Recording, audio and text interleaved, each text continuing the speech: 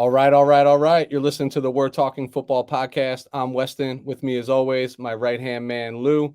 Lou, this evening we wrap up our free agency coverage and predictions from a coverage perspective. Timing is not the most ideal with the extra week in the season. It pushed our coverage out an extra week, and we could only allocate so much time. But today did mark the first day of the legal tampering period, and the fireworks did go off early. Some big names moved, some big names remain, and some wide receivers got overpaid, but such is life on day one of free agency. Tonight, we're going to focus in on the AFC and NFC West divisions, but more importantly, we are joined by a very special guest this evening.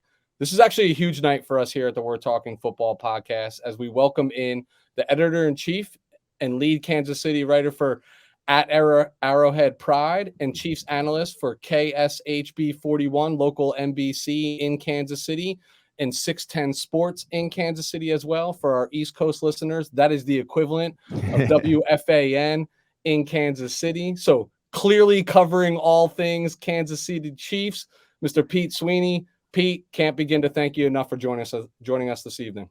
Yeah, thank you for having me on here. It's probably no better day than the first day of what they call legal tampering to talk about some football, a lot of movement today. So it's exciting to be on.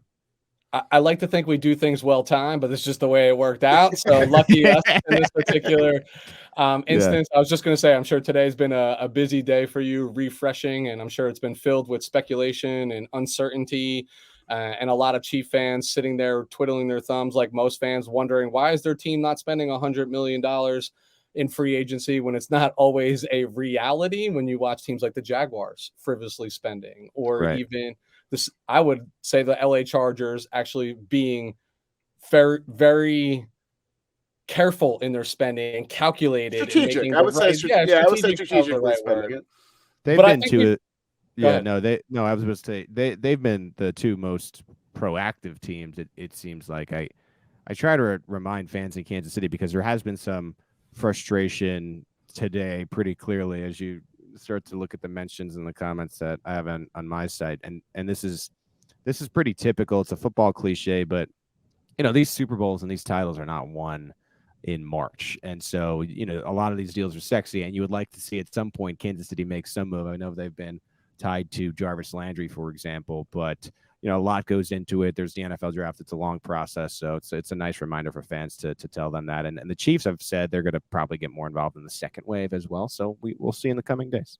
Hey, got to fill the gap. I mean, being a 49ers fan, that's what I expect of my team. I did not expect craziness during day one.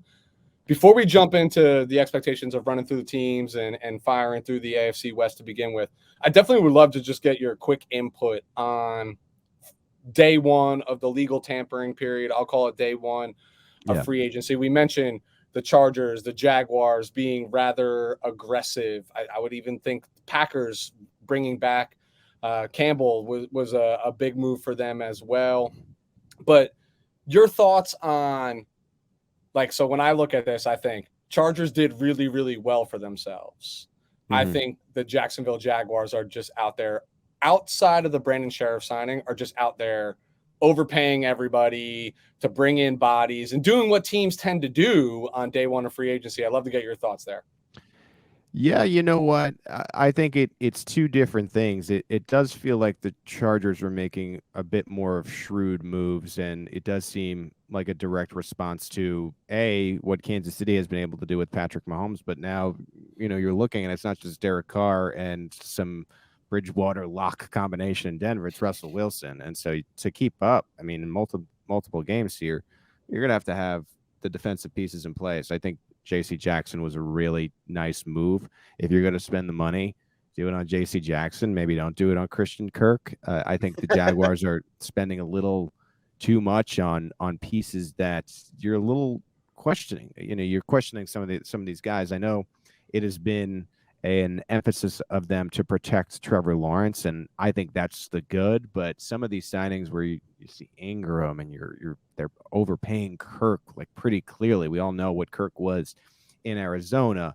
It almost feels like they're paying to make a flash or a splash and maybe reset what Jacksonville has looked at and what was looked at during the Urban Meyer disaster. But mean, we'll see. I'm a really big Doug Peterson guy. I covered Doug Peterson here in Kansas City. He was able to go win a Super Bowl in Philly. So it could just be part of his process of let's change the mentality of who the Jacksonville Jaguars are, because it's been really bad these recent years, and let's lean into what we have in Trevor Lawrence on a rookie contract.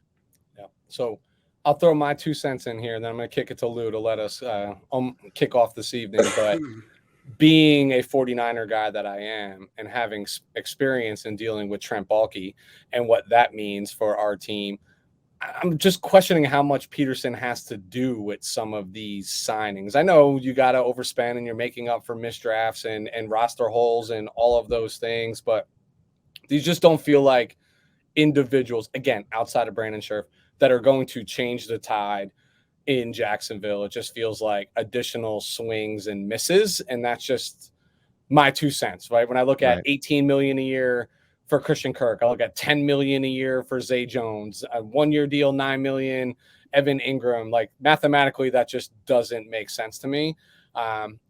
I think all they're doing is driving up the market for other teams that are trying to sign top-tier talent at those positions. Yeah, they're playing checker. They're playing chess when everyone else is playing checkers. They're just trying to get the better teams who are cap strapped to force to spend money on their better players. It's what's tough about the receiver is when you give Christian Kirk that deal, right? Now every team that signs a wide receiver is probably going to be better than Christian Kirk, or at least in that realm. So you're setting such a high floor. It's not a bad point. And I don't know why you'd want to do that. I made a joke on Kansas City radio today. I'm like, all these other 31 teams should call each other and be like, we're just not doing it. We're just going to all agree. we're not going to pay that amount of money for someone like Christian Kirk. Yeah, now, let's go sign Allen Robinson for $13 million a year. Let's go sign Juju Smith-Schuster for $12.5. So, Pete, it's funny that you said that, because as soon as that deal got signed, I saw from Tyreek Hill, he posted on Twitter, the double eye emoji, meaning like, I see what's happening there. And because obviously in Kansas City, I think there's some talks of him getting a new deal. So whatever it was in the talks, that's definitely going to blow the roof off there. Yeah, 26-year-old with top 5 potential. You don't want him getting to the last year of his deal. But the problem is when Kirk signs the 4 for $84, it's like that's the baseline, right? Yeah. Not that it wasn't going to be higher than that before, but now there's no even in choice about it. So yeah, and he took a team-friendly deal the first time too, before what happened with had to. So he's not going to give a hometown discount, I believe now. No. Yeah, so he's going to go 4 for $932 million, and then we'll just go from there.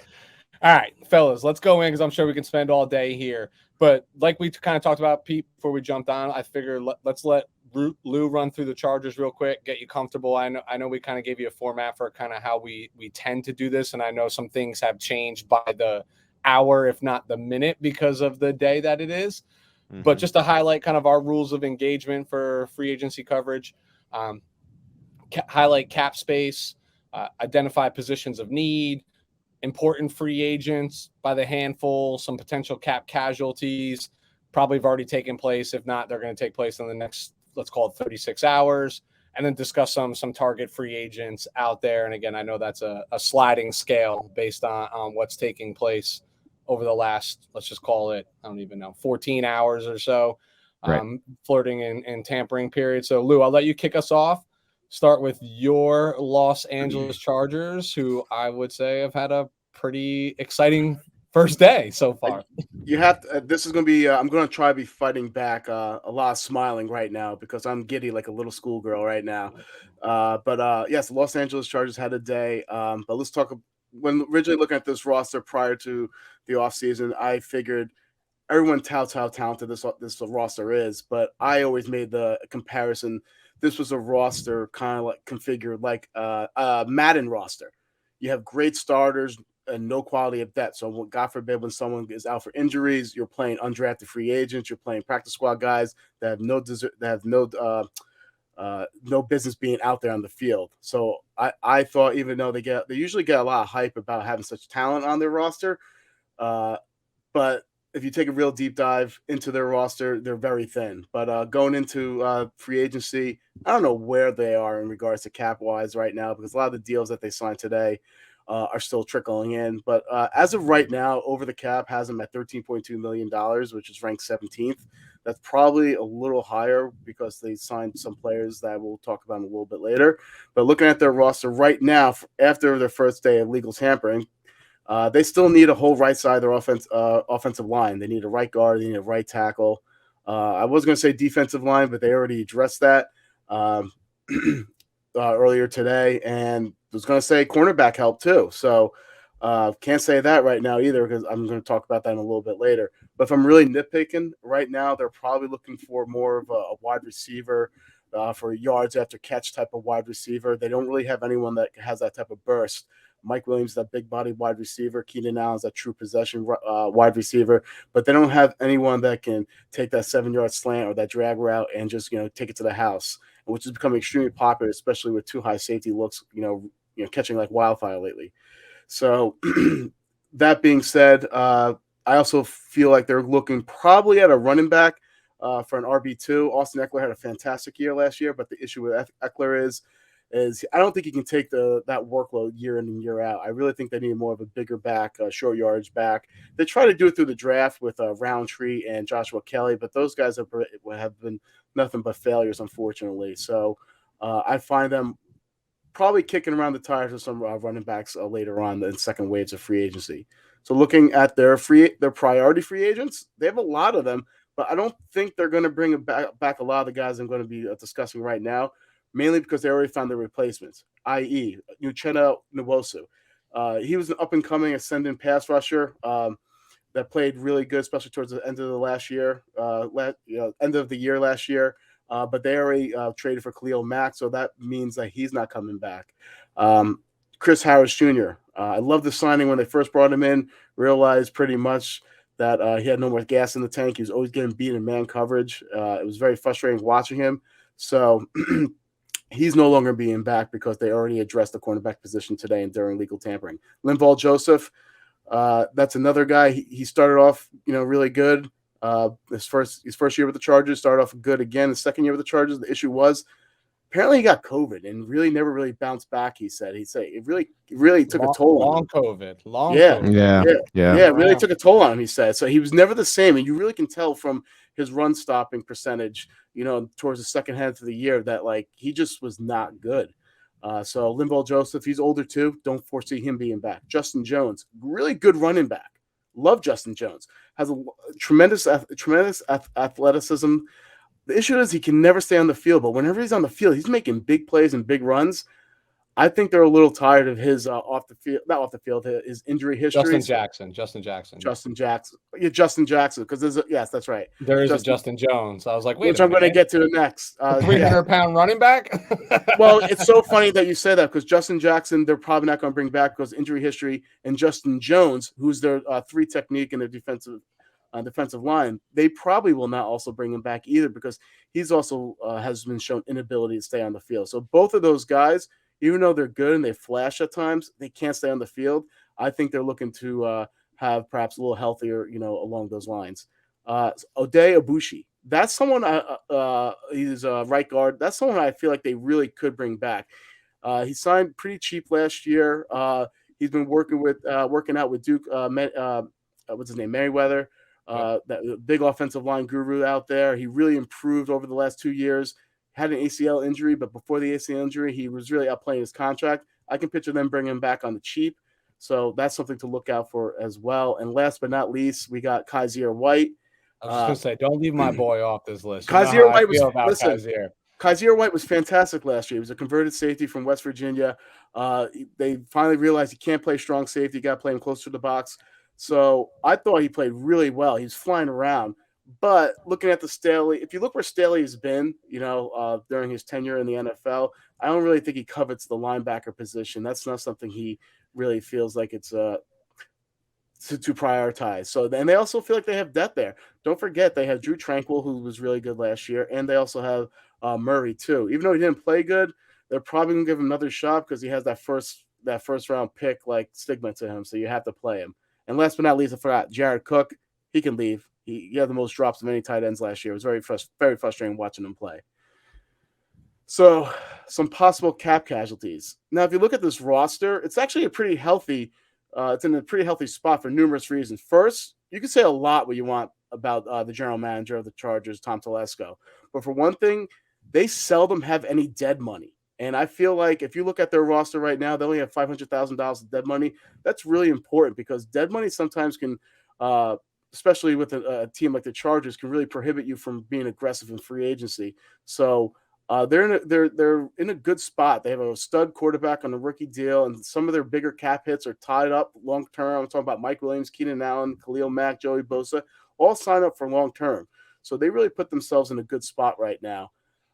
If anything, maybe they restructure deals like Khalil Mack's or Bosa's to free up space, but I don't see too many moves being made here.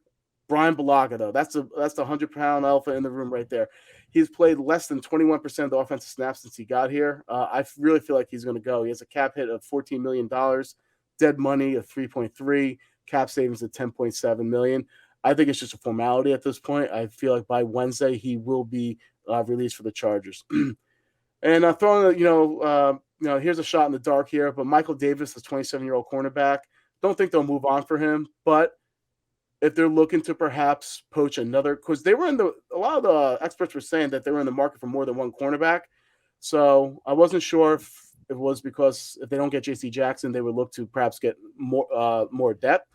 But I also think they could possibly be in Tre'Davious Ward, the Ward from the Kansas City Chiefs. Tre'Davious, yeah. Yeah, so I feel like that's still a slot for him. So if they look to get Ward, and I could picture them parting with Michael Davis, the 27-year-old cornerback. He didn't do so well last year. He only had one interception, Pro Football Focus grade of 54. His cap hit is $9.3 million.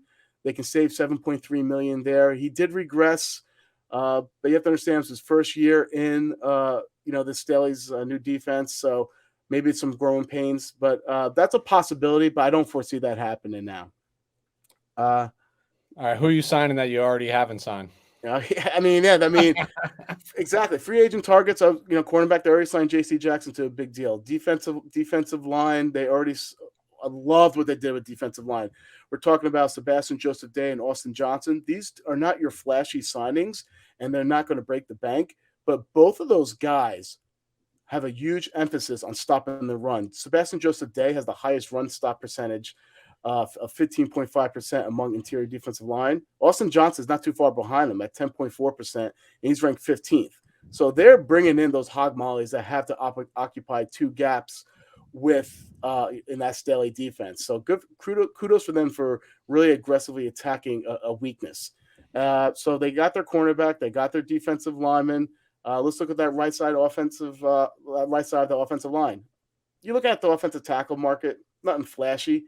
Yeah, you can say Morgan Moses, Daryl Williams just got released, Dennis Kelly are all logical fits because they're upgrades over a former XFL player in Storm Norton.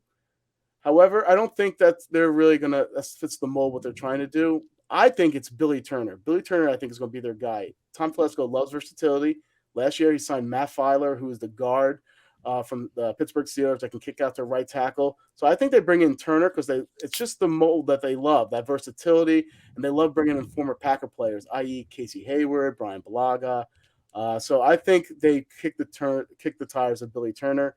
And as for the guard position, I already said they bring back probably Cedric Abouche. And last but not least, running back. They need an RB2, like I said. They struck out twice in the draft trying to find a running back 2 later on in the draft. So I actually think they go towards free agency for this. Sony Michel, that would be a good opportunity for him to stay in Los Angeles. The Rams don't have a need for him anymore, being that Henderson's back and Akers is healthy. So I think Sony Michel is a logical fit for the Chargers. Marlon Mack, another guy too, that can slot in right behind Austin Eckler. And last but not least, this is kind of a wild card, Cordell Patterson. And let me tell you why. Chargers just signed the former Viking special team coach, Ficken. And pretty much he has a history with Cordell Patterson. And I feel like that could be a real good I'm just trying to connect some dots here. So I think that's a good fit too. Yeah. And listen, let's just call it what it is. You won day one, right? They made some of the major impact moves that they need to compete in what is now arguably the best division in football. I mean, just based on quarterback play alone, outside of the talent on some of these other rosters, anything I think beyond this is a plus. It's just a plus, like anybody, right? If it's Billy Turner, it's Cordell Patterson, if it's Marlon Mack, it doesn't matter. Like anything beyond in the next few days is a plus. And don't sleep on the Sebastian Joseph Day and Austin Johnson signings, because those are going to be institutional foundation pieces that are going to, what was the knock on the Chargers last year? They're giving up 200 yards a game rushing, right? Like in some of those big losses, notable losses, teams were just grinding them. It becomes a little harder to do when you got some big and solid bodies up there, right? Like they're no names in like to the normal fan, but they're certainly recognizable names to, I would say, a more educated fan who follows in the trenches. So dude, I'm literally applauding what the Chargers have done on day one here. What I like about go ahead, Pete. No, I was going to say, I think the biggest signature seems to be the defensive backfield now with James and Jackson and Samuel Jr., who is a great player. And I think it's really in direct response to what Kansas City and Denver have been doing. And everyone, says Tyreek Hill and Travis Kelce, and it's always Kansas City. But what Denver has going on at both the receiver position and their tight end, Adam Azu, Albert O, and, you look at Jerry Jeudy and Cortland Sutton, that's a tough team to play against now that they actually have a quarterback. So I think the Chargers made it a priority because you're trying to get over that Chiefs hump. But now Denver is suddenly really spicy with Wilson suddenly in the mix and all those receivers and the tight end that I just mentioned. Well, a couple of things I want to add on to that, Pete. I actually agree with you 100%. I don't know how much truth there is to this, but I personally think it was a couple of things. They have a quarterback who's a stud on the rookie deal, so they have some sense of urgency there too. But I wonder how much of Tom Telesco is on the hot seat. You have to look at his record with his team. He's been there for like 9-10 years. It's just a little over 500. So, do you think his seat was getting a little hot, always playing second and third fiddle to other teams out there in the AFC West? Me personally, I don't know anything in that regards, but I'm just.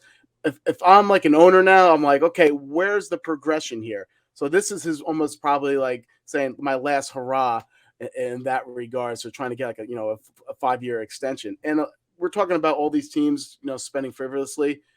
I don't think these deals are frivolously whatsoever. If you look at how they're structured, right? The Mac deal or what they traded for, the Sebastian Joseph Day, the Austin Johnson, they're 2-3 year deals. Guess what? The Mike Williams deal is also a 3-year deal. Keenan Allen's a free agent in a couple of years too. So a lot of this money is going to come off the books when Justin Herbert is going to get paid off of his rookie deal. So these are not those type of deals that like the Saints did when they made the deal with the Devil and they're still having all that dead money, or the Rams, what have you. So I still think they're spending wisely and they're spending a lot, which is always a recipe for success in my opinion. Right. All right. Pete, it's your time to shine. I know you've been doing this all day today for all the weeks leading up, but I'm excited, man. This is my first time to get to listen to you dive into your forte here. So talk to us about the Kansas City Chiefs. Yeah, so this is something I've been after all day, and really in Kansas City, it's been a lot of watching everyone else make moves. And we talked to General Manager Brett Veach couple weeks ago, and this seemed to be what was going to be the case. I didn't think that Kansas City had enough cap room to really make any splash moves. They're still figuring it out. If you really look at the cap right now, again, it has to be under by Wednesday, and right now the Chiefs, according to the trackers, like over the cap, are about 6 over. There's going to be ways for them to get around that. Patrick Mahomes has these things called guarantee mechanisms in his contract where they can convert something to a signing bonus and spread it out. Frank Clark is still on the books. There's word of a restructure that could potentially be happening. The Chiefs could walk away, or we'll get to the walk away, but the Chiefs could restructure Tyreek Hill, lower his cap number.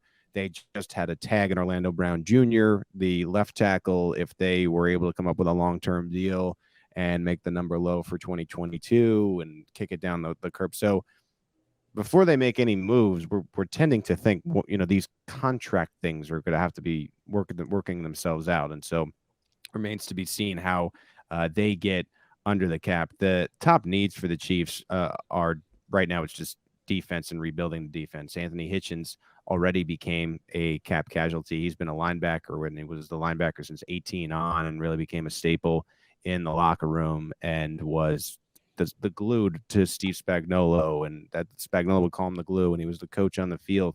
They're walking away from him because they were able to draft a player named Nick Bolton, who led the team in tackles by 30 as a rookie, as a rotational player. That's a name that nobody really knows, I think, outside of Kansas City and really the AFC West. But he allowed the Chiefs to move on from Anthony Hitchens, and we'll see where Hitchens ends up.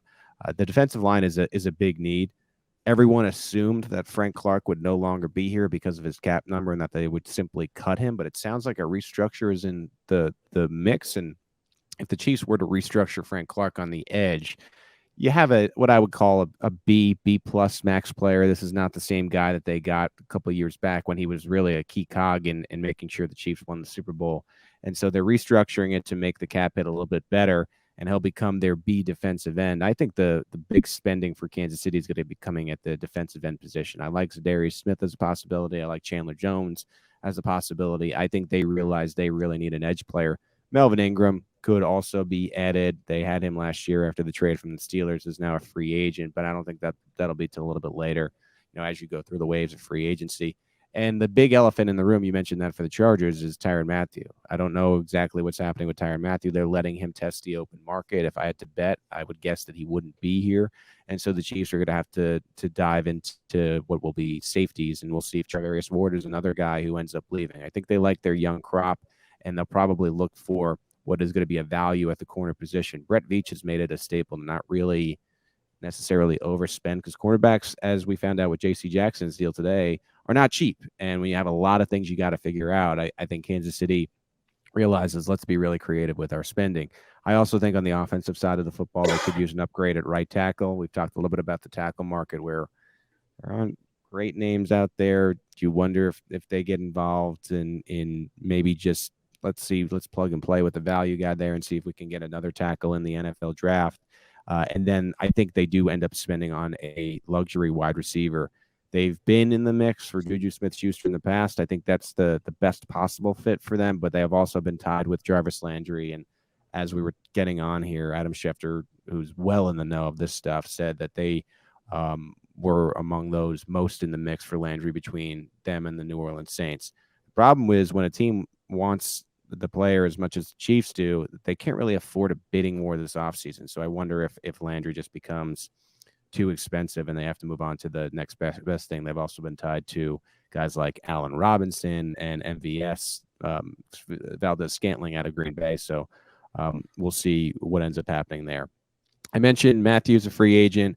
Anthony Hitchens already cut. Mathieu and Charvarius Ward are the ones to watch. Charvarius Ward has been what I would say is a slightly above average player for Kansas City, but it sounds like he's going to be making premium money. And I don't think the Chiefs are going to overspend to keep Charvarius Ward. So they're going to have to figure out another solution at the cornerback position.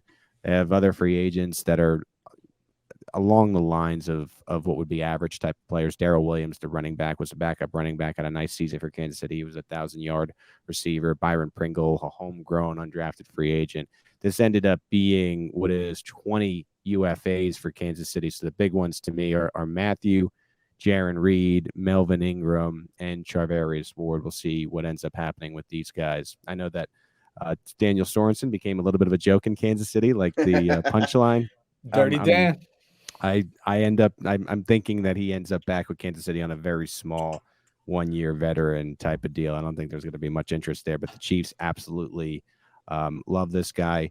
I had mentioned Anthony Hitchens, his cap casualties. Anthony Hitchens was already cut. I'm wondering what they do with Frank Clark. Clark, they could cut outright if they're not able to come up with a restructure or some kind of pay cut thing. And they're going to have to if they don't. I think the thought process right now with a surprise restructure is if they ended up cutting him, they still need 2 defensive ends. So they'd rather, I think, restructure Frank Clark to get him closer to what he brings to the table, lower that number, and see if he can be a rotational guy. I don't know if you guys remember from the Giants, but Steve Spagnuolo really likes to rotate these defensive linemen. Mm-hmm. So much like a Boeheim basketball team, which I'm very upset about at this point. It's like 4 and 5 and 6 players deep. And so he could, in a sense, be, unfortunately, a very premium rotational guy. And I think he still has some juice left, but you're going to have to bring in that big name at the other edge position. I mentioned some receivers that they could go after as targets. I think Smith and Jones, to me, those edge players are key. I think if Mathieu ends up walking to another team, they're going to have to look at the safety market and see what they like, and then also the premium wide receiver. It's been Tyreek Hill and it's been Travis Kelce, but they've really missed that third big-time pass catcher since Sammy Watkins left for the Baltimore Ravens. Even when Watkins was here that last year, he just was getting injured too much. So they have to find a healthy receiver there that when there are these good teams as you get toward the end of the year, which is the Buffalo Bills and now suddenly the Cincinnati Bengals, they really came out of the woodwork as a power player, especially defensively. You got to have that third pass catcher. If they're able to double Tyreek and bracket Travis, who's going to be that third guy? Byron Pringle was not cutting it. Demarcus Robinson wasn't cutting it. Josh Gordon never did anything here in KC. So I think they really got to get that reliable third pass catcher. I think Patrick Mahomes is actually going to be better next year. I think he's going to have a whole offseason to figure it out. And so the offense is going to be just as good as we've been used to seeing. It's just now cleaning up some other pieces and adding where they need to offensively. So it'll be an interesting a couple days here for Kansas City because they were awfully quiet. I joked with you guys before I got on. I had to write up their big first acquisition, which was just retaining their fullback. Andy Reid's the only head coach in the NFL that seems like really wants to always have a fullback, but they did. Michael Burton returns. There's a lot of jokes I'm seeing right now and mentions and comments and stuff like, oh, now we finally made our big move. This is great. But I think the moves will come. The Chiefs are trying to be really smart with the amount of money they dish out. Because don't forget, I mean, you talk about the LA Chargers. They're still on that rookie deal. It's a major freaking advantage when you're paying the money for what is an elite quarterback. And a lot of people would say at least top 5. Some would say still he's the best. And you're paying him, that $500 million contract. You got to figure out how to manage that money and continue to give yourself long-term flexibility. Yeah, Pete, just to put that into context, I saw something funny where if you put Justin Herbert's cap number and Khalil Mack's cap number, Carson Wentz still has a higher cap hit than those two players. So that rookie deal is if you found your rookie quarterback and you can really build that rookie around that rookie quarterback during that first contract, it's such a huge advantage. And it's very important. You can't squander these opportunities like what the Dallas Cowboys did back with Dak. I never felt like they really surrounded him with enough talent to go all into, during that window. And look what happened. Now they're losing players, and now that window is they're always reshuffling, and now they're retooling. So you have to really go all in on those rookie deals. Well, and it's brilliant by the NFL and the parity and the product that is the NFL. And I think that's part of the reason that it's king is because after the 4th year, if you happen to have an elite quarterback, you got to pay, right? Yeah. I mean, it's an advantage at the beginning. If you're fortunate enough where he's elite at the beginning of his career, it's a major advantage, but it only lasts for so long. Like once that 3rd year hits, you better be locking that guy down. You don't want to get into a Kirk Cousins commander mess that we saw. Best businessman out there. That's right. So yeah, no, I think the Chargers are leaning in. I think they realize it's right there. I think there's probably a ton of frustration from how that season ended with the timeout and everything like that. And so I think they came out guns blazing and we talk about the AFC West. The Chargers are also competing for eyeballs in LA, period, because they're the other team that shares their building just won a Super Bowl. So I think this was them kind of saying, look, we're a team in this market too. We can compete, and we can also compete in the AFC West. Pete, let me ask you a question. Go ahead, Weston. You go ahead. I want to add an asterisk to all of this. The rookie quarterback has to be good on the rookie contract, right? let's clarify that. Sam Darnold is not exactly. Tua Tagovailoa, not your answer. Yes. These are things that I want to be crystal clear on. Lou, I know you were going to say you have a question, but I have some questions too while we have Pete, because we're not going to have much of his time, so I want to cannibalize it as best as I possibly can. Because being a 49ers fan, I'm relatively intimate with the Chiefs in some capacity because of my hatred towards them. But I happen to be a huge Patrick Mahomes fan. I happen to be a huge Andy Reid fan. I also happen to hate Tyreek Hill and hate Frank Clark and other players, even D Ford, who's on my own roster. But we won't go down that path. But you mentioned Hitchens, right? You mentioned Anthony Hitchens and being the glue of the defense. You have a pulse of this team.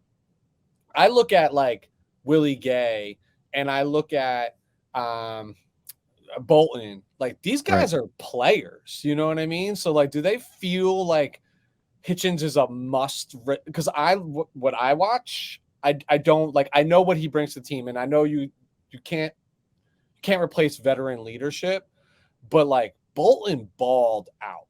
Right. Yeah. Willie Gay, I feel like, is playing at a relatively high level. And I think that almost makes Hitchens expendable. No? It was Bolton, and to Hitchens' credit, I mean, he really knew that he was training his replacement as the Mike linebacker, And he did that. And he did, and you know what I mean? Like, yeah, and that's why it's like someone that's easy to root for. You know, if you're in Kansas City, so long as he doesn't go to another AFC West team, it'll be someone you could kind of root for from afar, because I think he really trained Bolton to be the Mike, and there were some injury issues throughout the year where Bolton had to wear the green dot, and all these young players got that experience calling the plays, and it made Hitchens expendable. And I think he knew that, and he still leaned in. And I know that there's been rumors that he has interest in going back to the Dallas Cowboys. I'm rooting for him wherever he ends up going, but it was Bolton and Gay really showing that they could do this. Now, where it gets interesting here is Hitchens was a leader.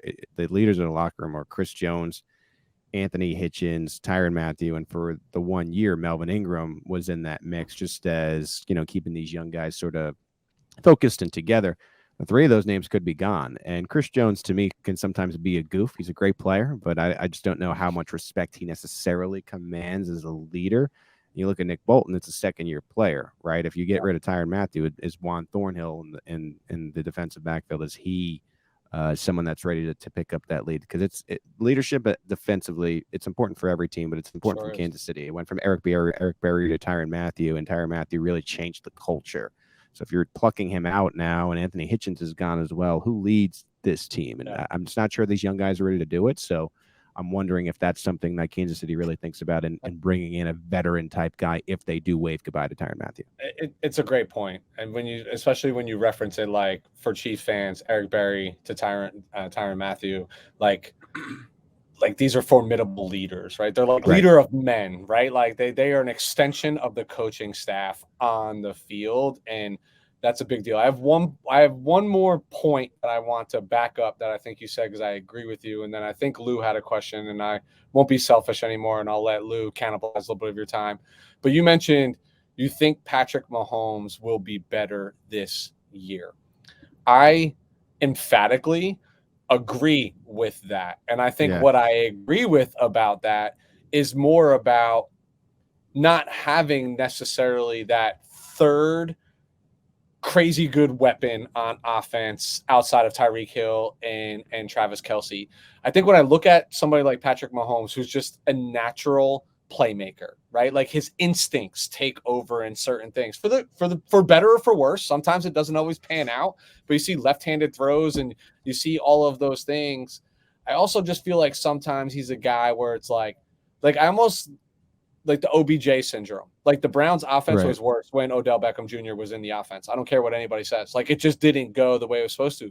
Sometimes it's like, just call the play that Andy Reid called, and Mahomes, just go let your talent take over, and not where I feel like there's only one ball, right? And sometimes, like when you have too many playmakers, it's a prima donna world. They all want the ball. They all want their stats. They all want their bonuses. They all want those things. When you don't have those personalities, it's like, just let the quarterback dictate where it goes. And I think having lack of that is actually going to benefit Patrick Mahomes, because his caliber is, he makes everybody better around him. Point blank. Like he makes everybody better is my personal opinion of number 15. No, I think it's a proper concern when you're talking about the one ball thing. What I have seen in Kansas City is it's a problem when you begin the season, you go 3-4. Typically they're winning a lot of these games. I mean, they've just won a lot in the last 4 years. And when a team is winning and, you know, Travis Kelce gets 3 balls for 21 yards, he doesn't really care. And that's reality, even though he's a 1,000-yard guy every year. Now, if they start losing and maybe he's not throwing the football, or Tyreek Hill doesn't really see enough balls, and then I think that could tailspin. They've done a really good job with a lot of these stars maintaining it. I mean, there are enough balls for Hill and Kelce for the most part. Where it's been interesting is a guy like McCole Hardman, who I think on any other team is probably an 800-ish yard receiver, and he's really been having to take this role early in his career because these guys are on this team.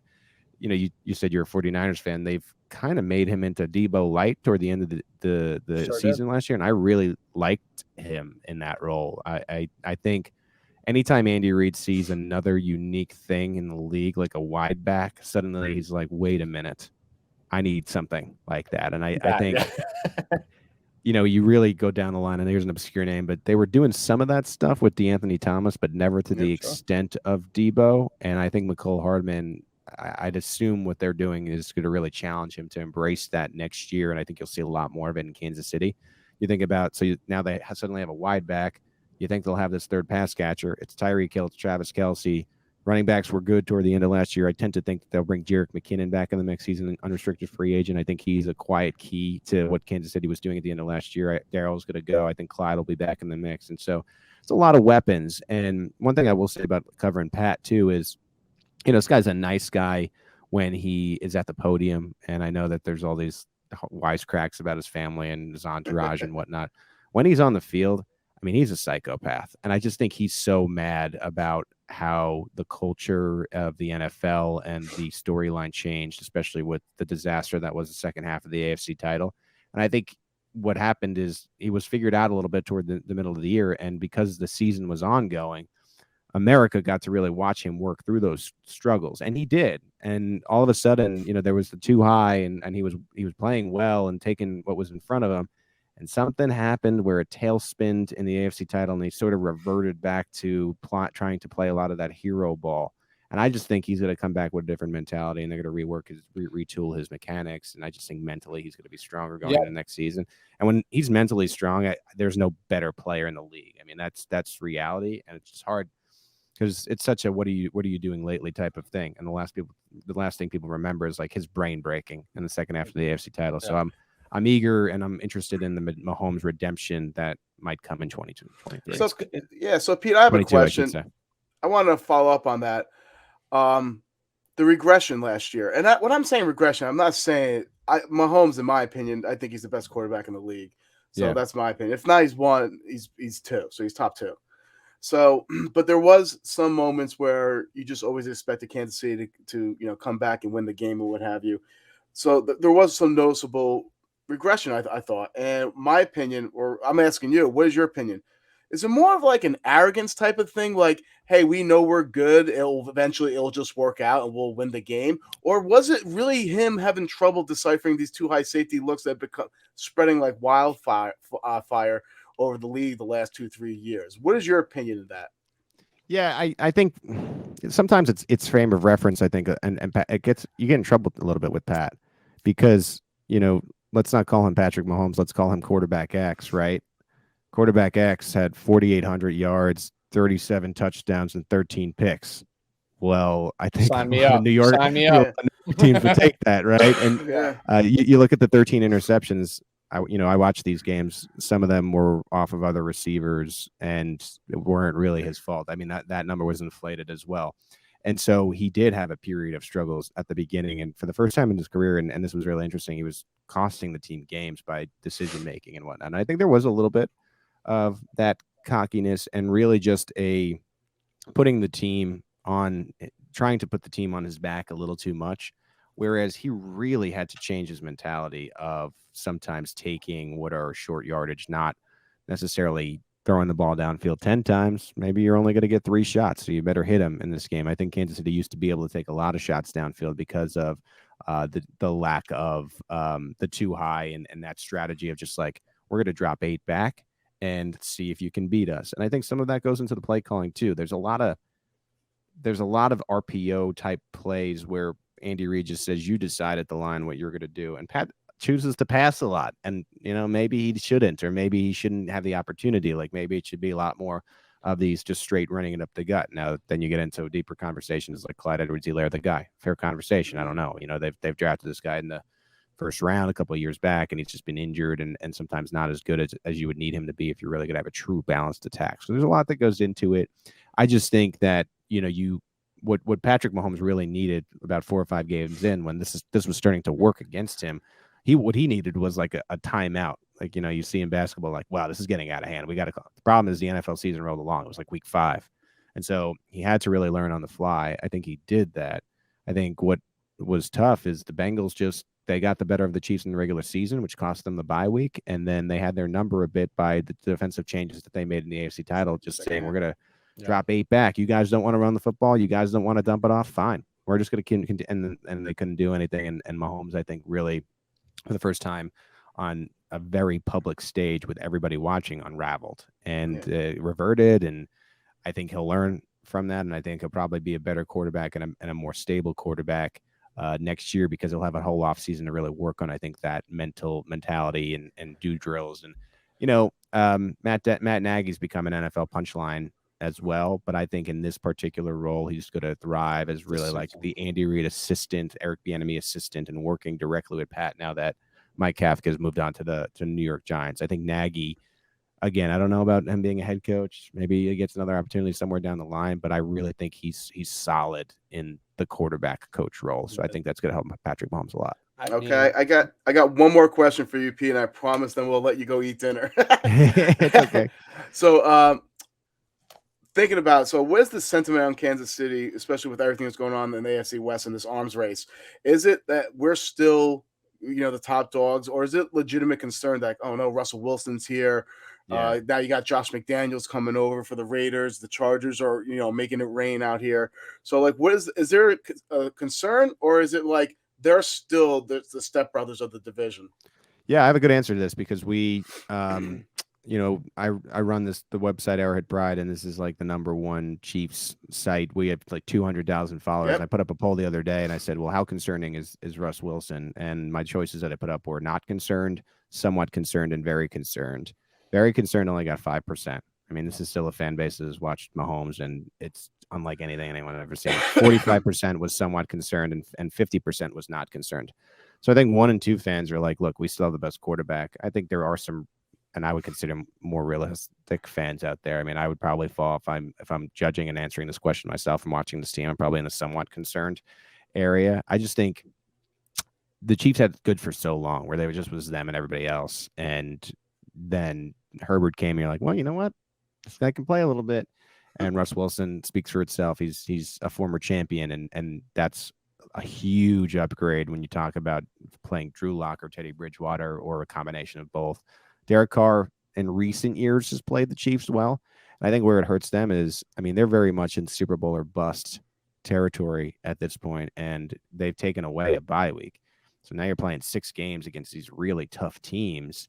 Whereas I just don't think it's as hard in Buffalo right now for Josh Allen when you're playing the Jets and the Dolphins and the Patriots and the Patriots and what they've become with this second-year quarterback.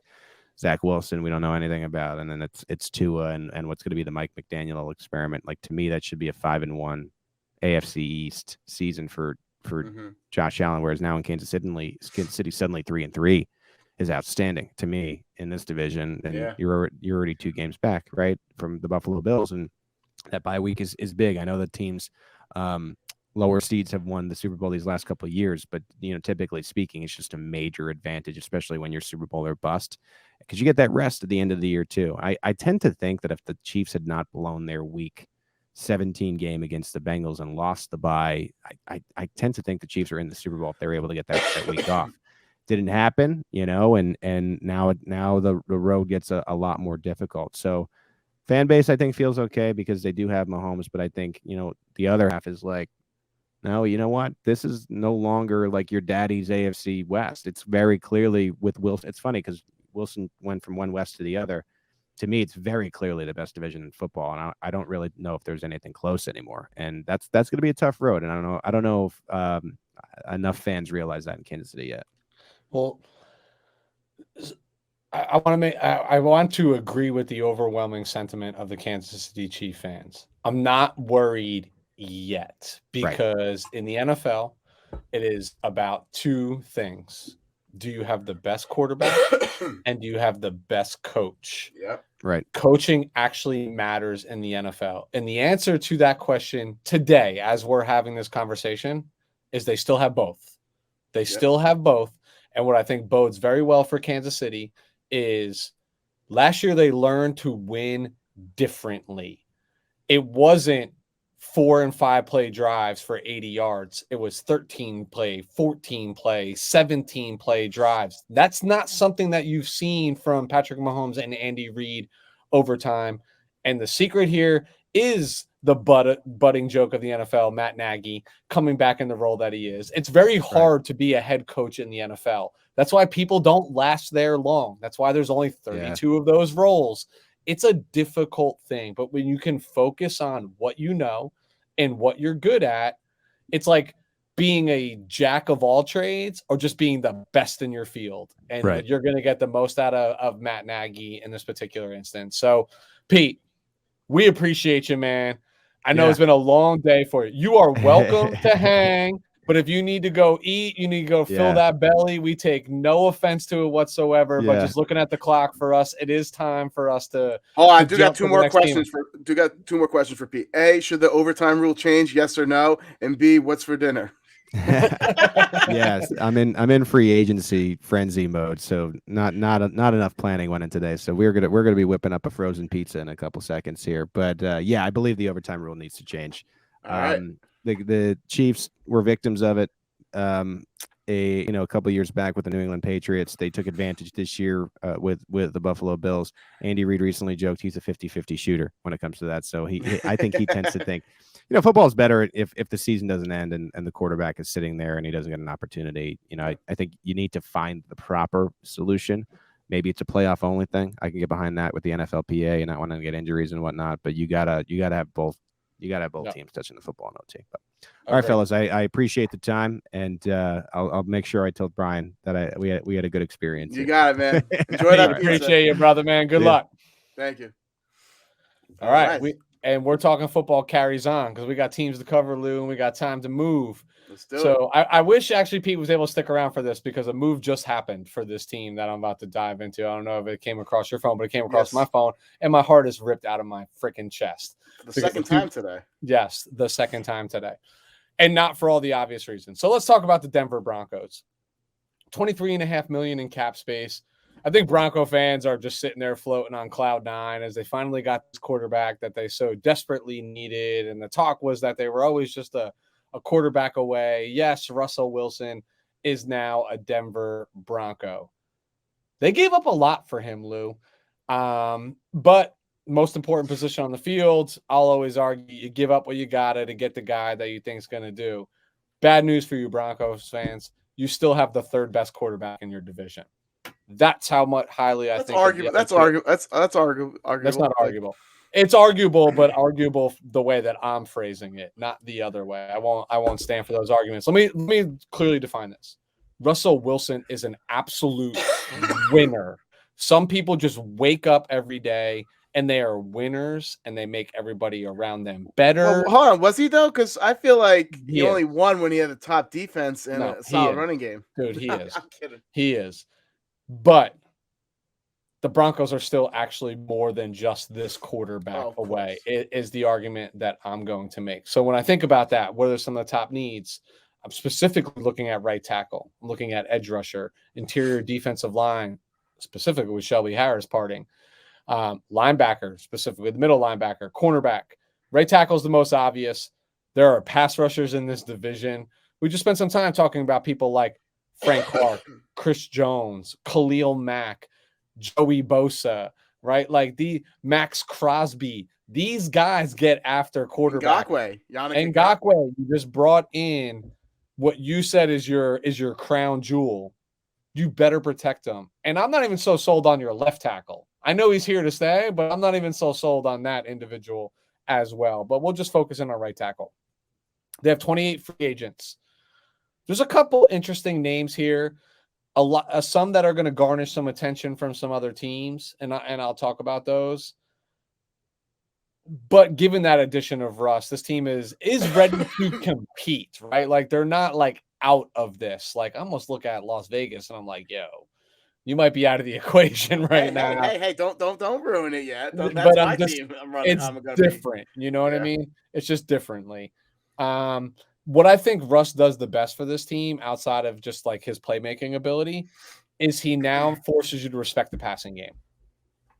And you can't no longer just load 8-9 in the box. Like literally, that's what teams were doing to the Denver Broncos. And they were still running the ball well.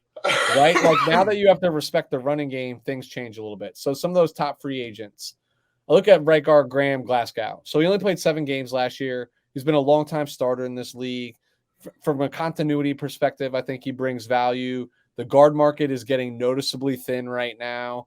I just think it might be the most viable option to bring back somebody who, again, for continuity purposes. The other I think of is cornerback Kyle Fuller. So I know they have three other cornerbacks that they're probably happy with. I don't know if Roby, to me, is like the true outside guy. I love him more in the slot.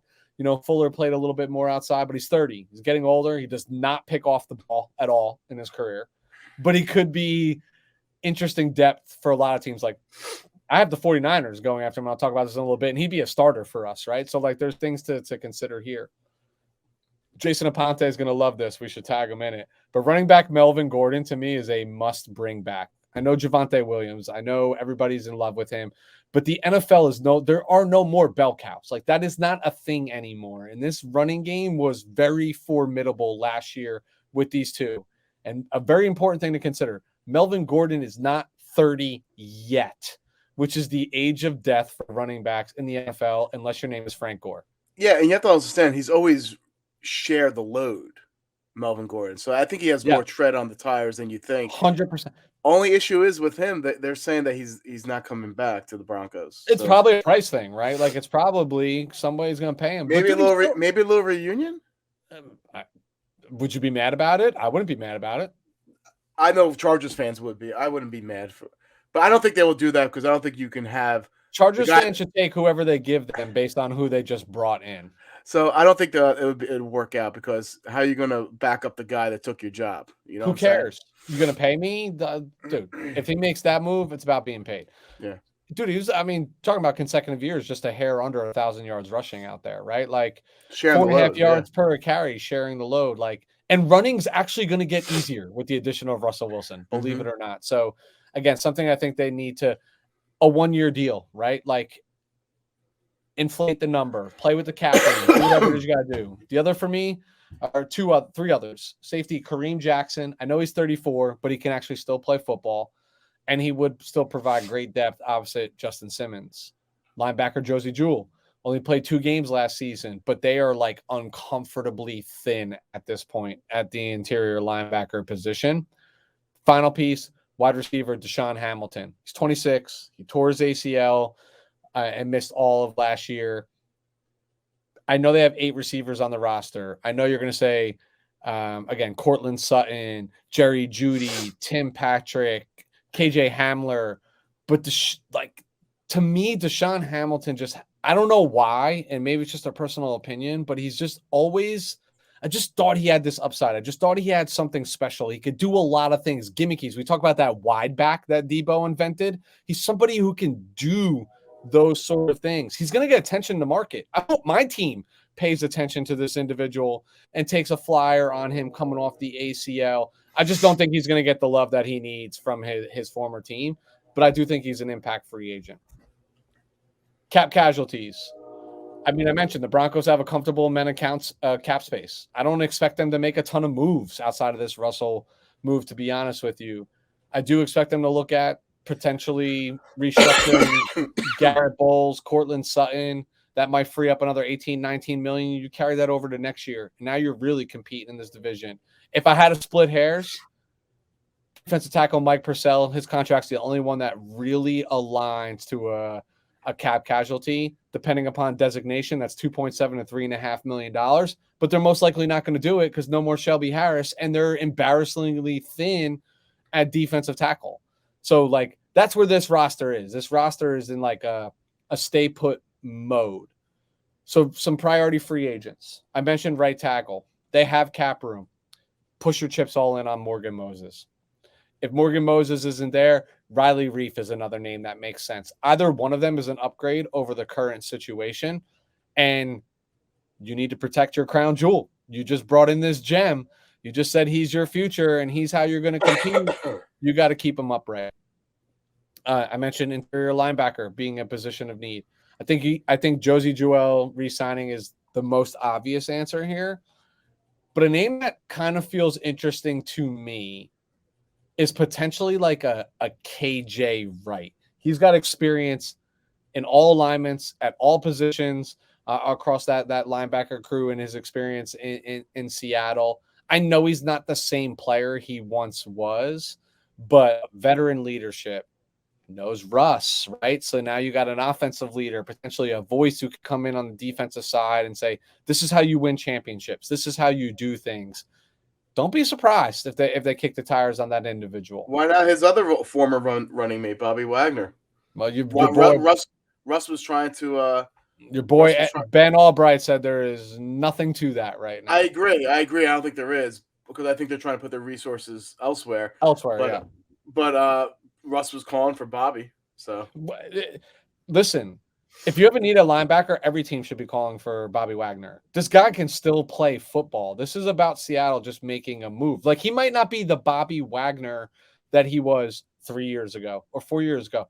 I'm pretty confident, without even looking at the statistics, he was still top 5 in tackles last season. I know tackle's not a real stat, but this is a guy who's going to put his numbers. He's going to put 5'4" in the mix, and he's going to make plays, and he knows how to win games and make big plays in big time moments. Anybody's got a linebacker need. If you're not sniffing Bobby Wagner, you're doing your team a disservice, in my opinion. And I'll talk more about this in a bit. But interior defensive line just lost Shelby Harris. That's a loss, but you got Russ in return, right? So therein lies a little bit of a win. I do expect them to address this position. Here were my notes. DJ Jones, Sebastian Joseph Day, BJ Hill. This is all before today. Guess what, Bronco fans? You just brought in DJ Jones. Let me explain to you, as somebody who's watched DJ Jones since he's come out of college, you're going to be very pleased with what you get on the interior defensive line. He clogs the run, he commands double teams, and he creates pressure up the middle. I'm saying this emphatically because I am quite upset. Lou, potentially more upset than I was about the Laken Tomlinson moving on to the Jets. DJ Jones was a name that I really wanted to stay in San Francisco. I just grew to appreciate this man. Just an underrated player, just another guy, like even a Sebastian Joseph Day. When people are like, who's Sebastian Joseph Day? Then you're not watching football. Like, these guys do the dirty work. You know, they do things that nobody else is willing to do. These are good football players. Denver fans, your team is trying to go win. This is a tremendous addition, and you heard it here first about what you're bringing to your team. Edge. Lou, I'm going to say this out loud. I can't believe I'm going to say this out loud. I can't help but feel they are poised for a reunion with Mr. Von Miller at this point in time, because Von's looking back at this like, oh, shit, we might be ready to win some football games. We might be ready to compete in this division. Who better to complement Draymond Jones and Bradley Chubb right now with what they got going? Just added DJ Jones, just solidified a little bit of that defense, that interior defensive line. You know, listen, another year older, another year in the league, another year wear and tear. Von, walk out on the field on third down, second and long situations. See, you're close, but no cigar. I feel like they do want to fortify. I mean, I feel like in this division, if you don't have two superior edge rushers, you're going to be in a lot of trouble. And I do think they want another edge rusher. I just feel like Von comes off as the desperate girl trying to have them pursue him.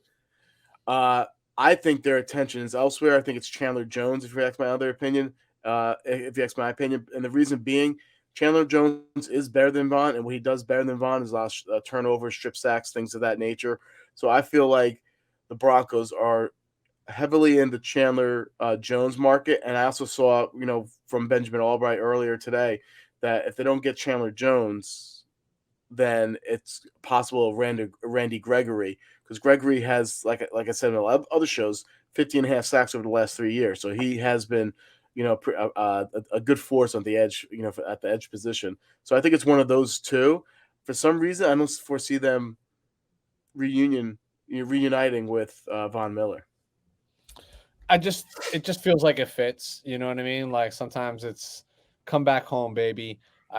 We should bust Pete's chops, because while we were talking to Pete, it might have actually been as soon as he hung up the phone with us, just announced that Tyrann Mathieu will not be back with the Kansas City Chiefs, as they just signed Justin Reed to a 3-year, $31.5 million contract. Dude, I'm sorry. While you're going through your teams, I'm going to be refreshing. I know it's like wildfire.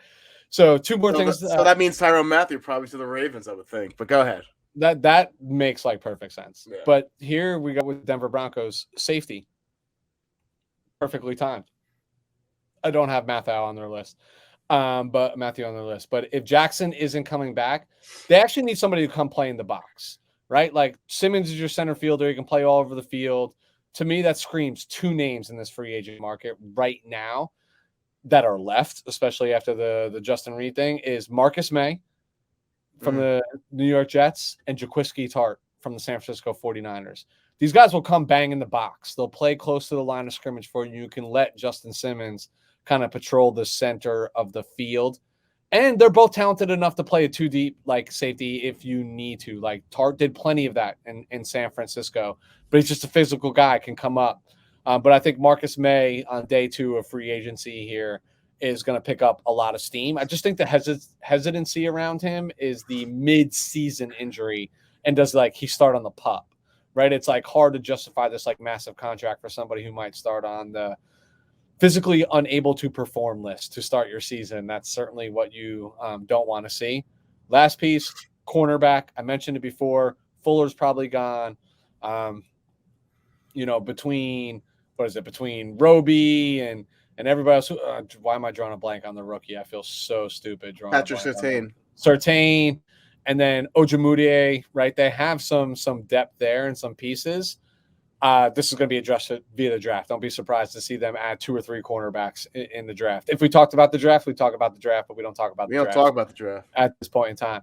So, Lou, let's forge forward. That leaves us with the Las Vegas Raiders in the AFC West. So I have the people can't see. I'm doing air quotes. Pleasure of talking about the Las Vegas. People Raiders. can see when it's up on. Well, if they're listening on Spotify or yeah. So I had the pleasure of doing the Las Vegas Raiders and looking at this roster real quick, and then everything that we know that has transpired in the AFC West. I get to thinking to myself, maybe the Raiders should punt. And the reason why I'm saying that, I don't know how they can really compete in this arms race against these 3 teams. They don't have the talent. They don't have the resources, the draft capital, or what have you. So it should be interesting what they do. If they try to keep up with the Joneses, they might go bankrupt. So we'll see what they do. But they have $30 million in cap space, which puts them firmly in the top 8 in the NFL as of right we speaking right now. Some of their top needs are wide receiver, guard, and interior defensive line. Like they literally only have 2 interior defensive line to active contracts, and that's Kendall Vickers and Andrew Billings. So none of those guys are going to cause you concern. And they need cornerback help too. Some priority free agents. I had Zay Jones here, but he signed a massive deal with the Jacksonville Jaguars, so he will not be back. I have Desean Jackson here. I think age and perhaps fit is he finds him leaving himself Vegas there. Richie Incognito. Does John Simpson take over for him? He shouldn't. He had 10 penalties, Simpson, and allowed 3 sacks. But I don't think Incognito comes back because, like Jackson, he's a little long in the tooth. They're losing a lot on the interior defensive line, so I'm not sure who they're going to prioritize. First and foremost, you can get rid of Gerald McCoy. Age, injuries, it makes it easy. This was the old regime who coveted and valued veteran leadership or whatever you want to call it, but McCoy will not be back. Jonathan Hankins, really good run stuffer, but that's all he brings to the table. He's starting to get a little older. Solomon Thomas, situational pass rusher, who I think will have a bigger market perhaps than you would think. So I'm not sure if he'll be back. Quentin Jefferson, who had a decent year. I do think they try to bring him back. He had six sacks last year, 51.5 Pro Football Focus grade of last year. Darius Phylon, he's an athletic defensive tackle, brings some juice when he's on the field. He did suffer an injury late in the season, but I can feel like they can bring him back on the cheap because he does when he's on the field, he is explosive, but he's not on the field too often. You mentioned KJ Wright before because he is a free agent. I think they're going to move on from him. I just thought they brought him for depth purposes, and he really wasn't a difference maker. And they're looking to perhaps get a little more athletic at the second line defense there. Casey Hayward, he played really well last year. He had a resurgence under that Gus Bradley cover 3 scheme. The only issue is, guess what? They're no longer on a Gus Bradley cover 3 scheme.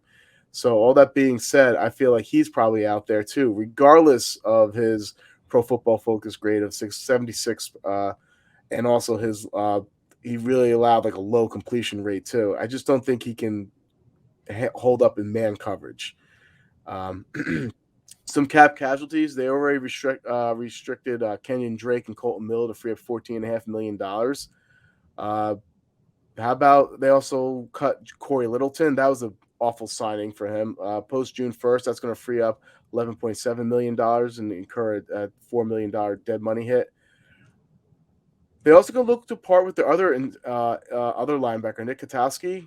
They can free up $7 million and have a dead money hit of $1.2 million. I'm not sure if they'll do that because then they have no one at linebacker. But if they're really looking to, change have a facelift out there in Las Vegas, that could be a way they can find additional money. Some free agent targets. I mean, before free agency started, I had a boatload of names on here, but they're all gone. Yeah, a lot of those are gone. Wide receiver, I feel like they have to bring in someone big time. They keep on striking out at the wide receiver position, whether it's Henry Ruggs or back in the day, Hayward Bay. Like they cannot get a wide receiver, and you can't just rely on Hunter Renfrow. It's the usual suspects here. Hey, Jones gone, who had a great year too. Yeah, great. DJ Chark, he's big, he's fast. They love speed out there in Las Vegas. Juju Smith-Schuster, possibly. Okay. But yeah, I feel like he's a little redundant with Hunter Renfrow does and playing an intermediary game there. Allen Robinson, yeah, he provides you that possession type thing, but they still need some more long speed. So I'm not sure if that's a real good fit there. Or, hey, maybe they just pivot and they go to your Josh McDaniels 2 tight end sets and try to get in like an O.J. Howard to pair up with Darren Waller. That's something I could picture them looking at too. Cornerback, they need to keep up with the offenses in the AFC West and the Joneses. I have J.C. Jackson, Carlton Davis here. Newsflash, they aren't going to be in Las Vegas. You have Stephon Gilmore, all right, possibility reuniting with a former Patriot. And they also have Darius Williams they can kick the tires on too. Interior defensive line, I think Hakeem Hicks would be a real good fit for there.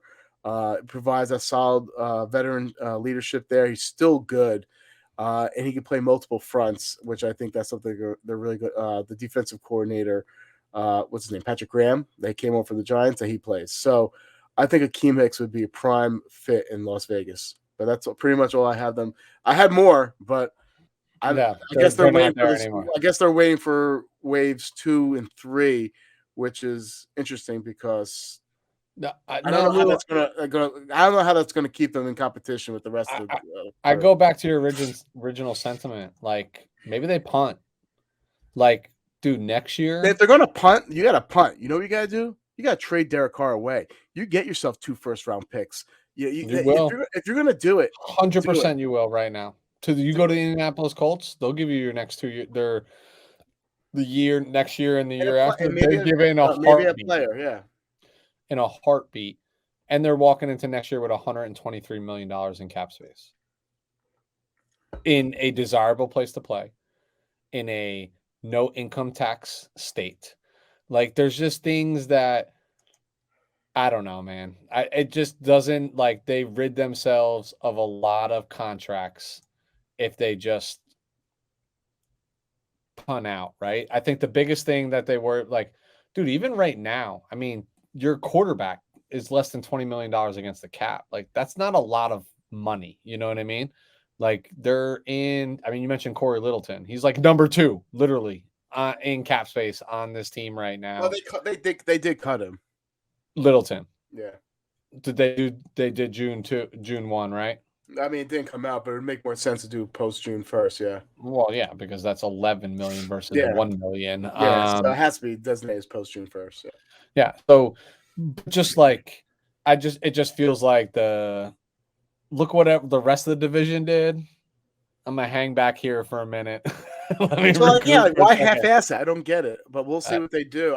We don't know what they're doing. It's day 1 of free agency. Like the league year hasn't actually even officially started yet. The draft hasn't even started yet. If you're a Raider, if you're a Raiders executive, if you're a Raiders fan, and you look what just happened, that just transpired this week, what's going through your head?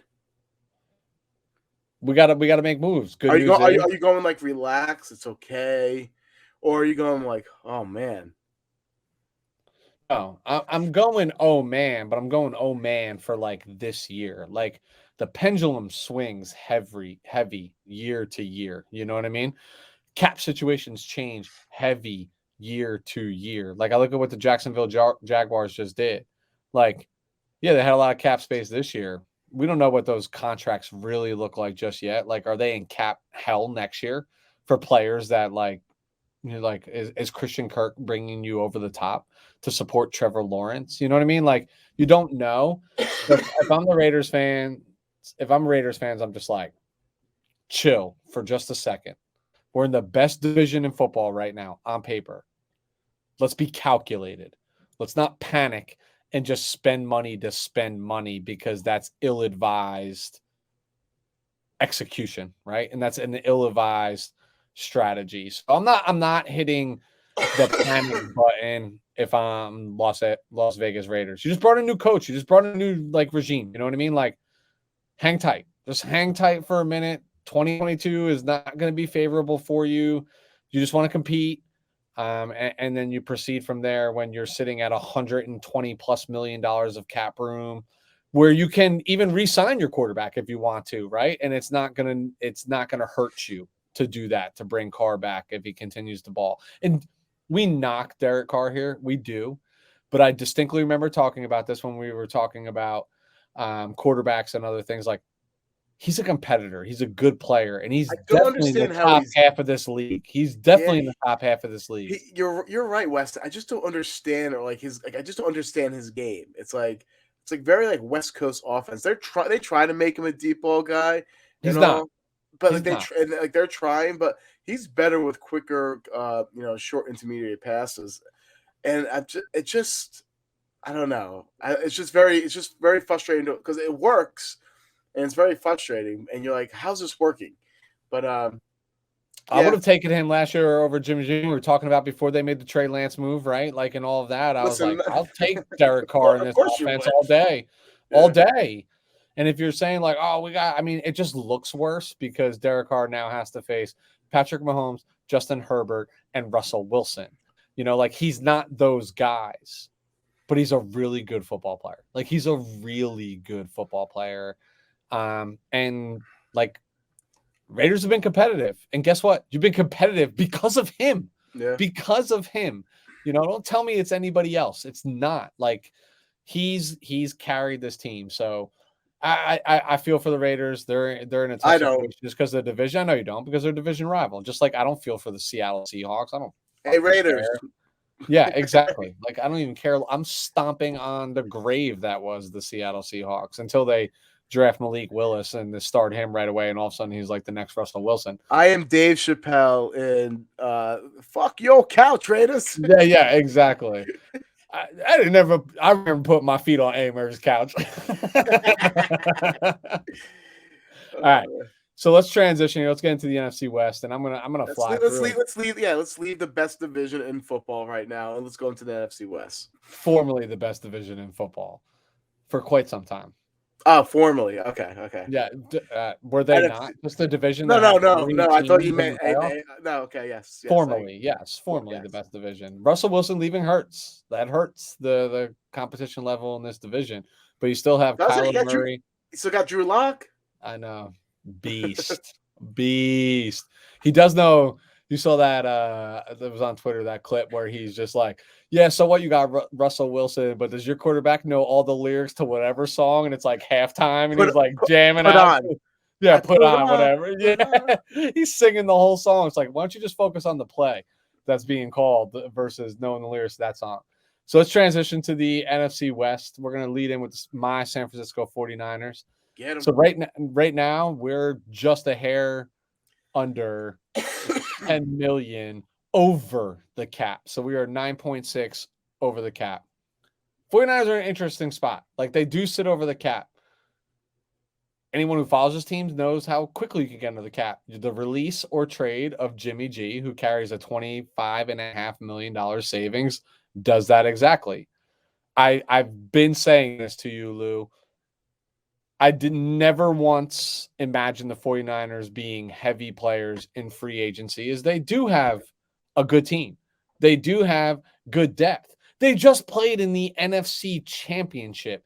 In 2020, they were injury plagued like no other team I've ever seen before, which brought them in a competition. And the year before, they competed for the Super Bowl, right? So, like, this team is not falling off the ledge. I'm not screaming, like, what's going on? You know, and our kryptonite just left the division, right? Like, is Seattle now, instead of going 0-2 every year against them, like, is it 1-1? Like, even that tilts the scales in our favor. What I'm most excited about is this is now the Trey era. Jimmy G's off this roster. I know I said on Jesse's show that, like, don't be shocked if Jimmy G's on the roster next year. And don't be shocked if he's actually on the roster for beyond free agency as we approach the draft. The market is not what people imagine this market would be. Like, why would the market be hot for somebody that the entire media that covers the 49ers had trashed all season? All of a sudden you think, like, I want that guy. I want that guy. Right? Like, these things don't. He's a subpar change. quarterback that just came off a big shoulder surgery that we won't be able to throw for 16 non-throwing weeks. shoulder surgery, by They the say way. he can't throw for 16 weeks still, though. Can't do things. Yeah, it's fine. Yeah, I mean, Carson Wentz couldn't walk, and the Colts still went and got him and had to bring him into camp and then parlayed that. The freed up money from Jimmy does the obvious, right? It allows them to extend Nick Bosa, allows them to extend Deebo Samuel. It might allow them, what I was hoping, if he was already off the books, it would allow you to retain the likes of Laken Tomlinson, which I'll talk about in a moment, or DJ Jones, obviously, which has not come to fruition. But here's the reality for 49ers fans. The impatience kills me. These people who sit there and like, why are we not in on JC Jackson? Why are we not signing this person? Blah, blah, blah, blah, blah. Well, you're $10 million over the cap. You just came out of the NFC Championship. What teams? We just talked to Pete about the Kansas City Chiefs. They were just in the AFC Championship. They're not out there making a ton of moves. Even the friggin' Bengals, who were just in the Super Bowl and have a shit ton of cap room. Alex Kappa in a near broken, aging Rob Gronkowski. You know what I mean? Like, they didn't make the splashes that the Chargers did, that the Jaguars did. This is the reality of the NFL. Like, when your team has depth and you're competing, more often than not, you're just aiming to retain your talent. We have 10 draft picks. If we talked about the draft, I talk about how they're going to add 2 or 3, at the very least, able bodies. Not to mention the draft picks that we made last year that didn't even see the field this year. Things change quickly. Pete made a really, really good point. I don't remember if he made it on air or prior to, but the Super Bowl is not won in March. It's not. Don't tell me that. It's a step towards it. It's a step towards it for sure. Like, you can't compete if you don't have the players. But there's a lot of things that have to take place from now until opening weekend in September. Teams that were just in championship games, they don't splurge, they tweak. And you talked about Justin Herbert. Pete talked about Patrick Mahomes maximizing a rookie contract. We're just getting to that point to maximize Trey Lance's contract. And the reality is it's like a 4 to 5 year window. So year 1 has passed. But the reality is because as you get closer to the end of that rookie contract and they're performing, you sign them to a massive contract. But the first year in that massive contract never hurts. Look at Patrick Mahomes, signed to a $500 million contract. I think the year that he signed it, he counted for like $8 million against cap. Like, nothing. Same thing with Josh Allen. It counts nothing against the cap. So you have a 4 to 5 year window. 1 year went by. 1 year went by for a guy who hasn't played football in 2 years. You know what I mean? Like, let's pump the brakes here for just a moment. Playing devil's advocate, though. So 1 year went by. You still don't know what you have. Just saying. So what happens if he has a subpar year this year? So now you're going year 3. Do you see what I'm saying? Like, just be playing devil's advocate. And that's fine. It's fine. Let's say he doesn't have a good year. That tells me what I need. Tells me what I need around that rookie quarterback, right? Like, It's an unknown. We saw a little bit of Trey. Can you really tell me that what you saw in Trey was not good? Because you can't tell me that. Can you tell me it was elite? No, you can't tell me that either. I'm well aware. You know what I mean? But we saw him, and we saw him produce, and we saw him make plays, and we saw, to me, what he could be, and what he could be is better than what we had. Period. Period, point blank, right? Like, so again, and that, what I just say to Pete before, coaching, quarterback, coaching, quarterback. You have those two things, you're going to compete. I know 49ers fans are like the enigma. We're like, I hate Kyle Shanahan. I love Kyle Shanahan. I hate Kyle Shanahan. Kyle Shanahan's a really good fucking football coach. Can you dispute that? It's probably top 3, top 5. Right? In the NFL now. Yeah, in the NFL right now. There's other geniuses that are waiting to come up. But is what it is, right? So let's move on. Top needs: quarterback, cornerback, safety, edge, right guard. They don't have a ton of needs, but the needs that they have are really pressing and really important, and they're desperate in those positions. Right guard, I say right guard specifically because I do feel like they drafted Aaron Banks almost anticipating a loss of Laken Tomlinson, essentially, right? Like you talked about making moves a year in advance. Possible. Now maybe that pick makes a little bit more sense. They have 25 total free agents.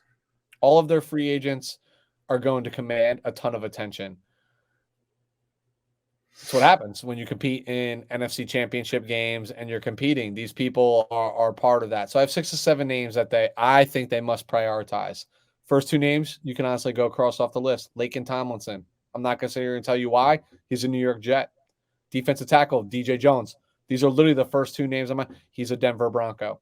Those are the first 2 names. Gone. Scratch. Right off the list. What does that mean? Well, can we prioritize the rest? Cornerback, Jason Verret. He was brought back on a 1-year deal. He got injured in the first game of the season, which has been the name of his game in his career. But I'll tell you what, Lou, and you can't deny it, in 2020, he was a top flight cornerback in the NFL in his first season that he was legit, like fully healthy since his second season when he played for the Chargers. And he was like an all-pro. I will not get into Jason Verret because I love the player. He just can't stay on the field. No matter where he goes. No matter where he goes, if it's not San Francisco, it's a 1-year deal. Yeah. Is it easier to be brought back to the franchise that's shown faith in you in a 1-year deal? Probably, right? Like, and that makes more sense. The other one for me is nickel corner, K'Wan Williams. I think he's as good as gone. I think they'll draft a nickel, or draft somebody that can throw in the slot. Even the kid, Lemonor from Oregon, they'll throw out, they'll give him a shot. The slot? Isn't he kind of big for the slot or no? No. He's not a big guy. Ambry Thomas is the one from Michigan that was playing outside at the end of the year. Okay. He'll get a shot. I don't think K1's back. For me, I love Jaquiski Tart. I've always been a fan of Jaquiski Tart. You know what I love most about Jaquiski Tart is him. I don't know if you knew this, but him and Jimmy Ward played high school football together. I did not. Yeah, they played high school football together, dude. That's a pretty cool thing, right? That these guys are now like reunited in the NFL. And they've been a formidable unit. Tart's a playmaker. He plays in the box. He can play center field. He can do what you ask of him. He's not Jimmy Ward. Jimmy Ward, you know how I feel about Jimmy Ward. The rest of the NFL doesn't feel the same way I do. But I think Tart is absolutely somebody they need to bring back. But it might be hard. I think other teams are going to look at the tape, especially as free agency progresses, and say we might need to bring this guy. Two remaining names. Well, I have 3, but 2 that are pressing to me. Aziz Al-Shir. We talked about him a lot this year. In Dre Greenlaw's absence, he was a monster. And he's a restricted free agent, so which means that's most likely back, right? Because we can put like the tag to him. Yeah, put a tenure on him, and I don't think. I mean, they'll slap a second-round tenure on this guy. And people are like, I'm not giving up a second-round pick for him. Arden Key. That's big. Off the scrap heap from Las Vegas. reinvigorated and reinvented himself in San Francisco to probably warrant a sizable payday by other teams. But to me, he moved up and down and around that defensive line. He was his best when we would throw him in at defense, like more of like a defensive tackle and create pressure right up the middle, stunting off of Bosa or Ibukam, whomever it might be, whatever. Final piece for me, Raheem Mostert. I don't think the team prioritizes him as much as I do, but you and I have always talked about how like this man at the second level is just next level explosive. Next level explosive. Like when he hits an open field, there's nobody in the NFL who can catch him. Nobody. Deion Sanders would struggle to catch this man. He is that fast. But injuries, again, another thing. But what I love is I pegged him to go to Miami, and then Miami brings in Chase Edmonds. Does that mean some teams sleep on Raheem a little bit? We'll find out. Cap casualties. There's really the biggest name in the world that pops to mind to me, and it's quarterback Jimmy Garoppolo. I mean, that's $25.5 million savings.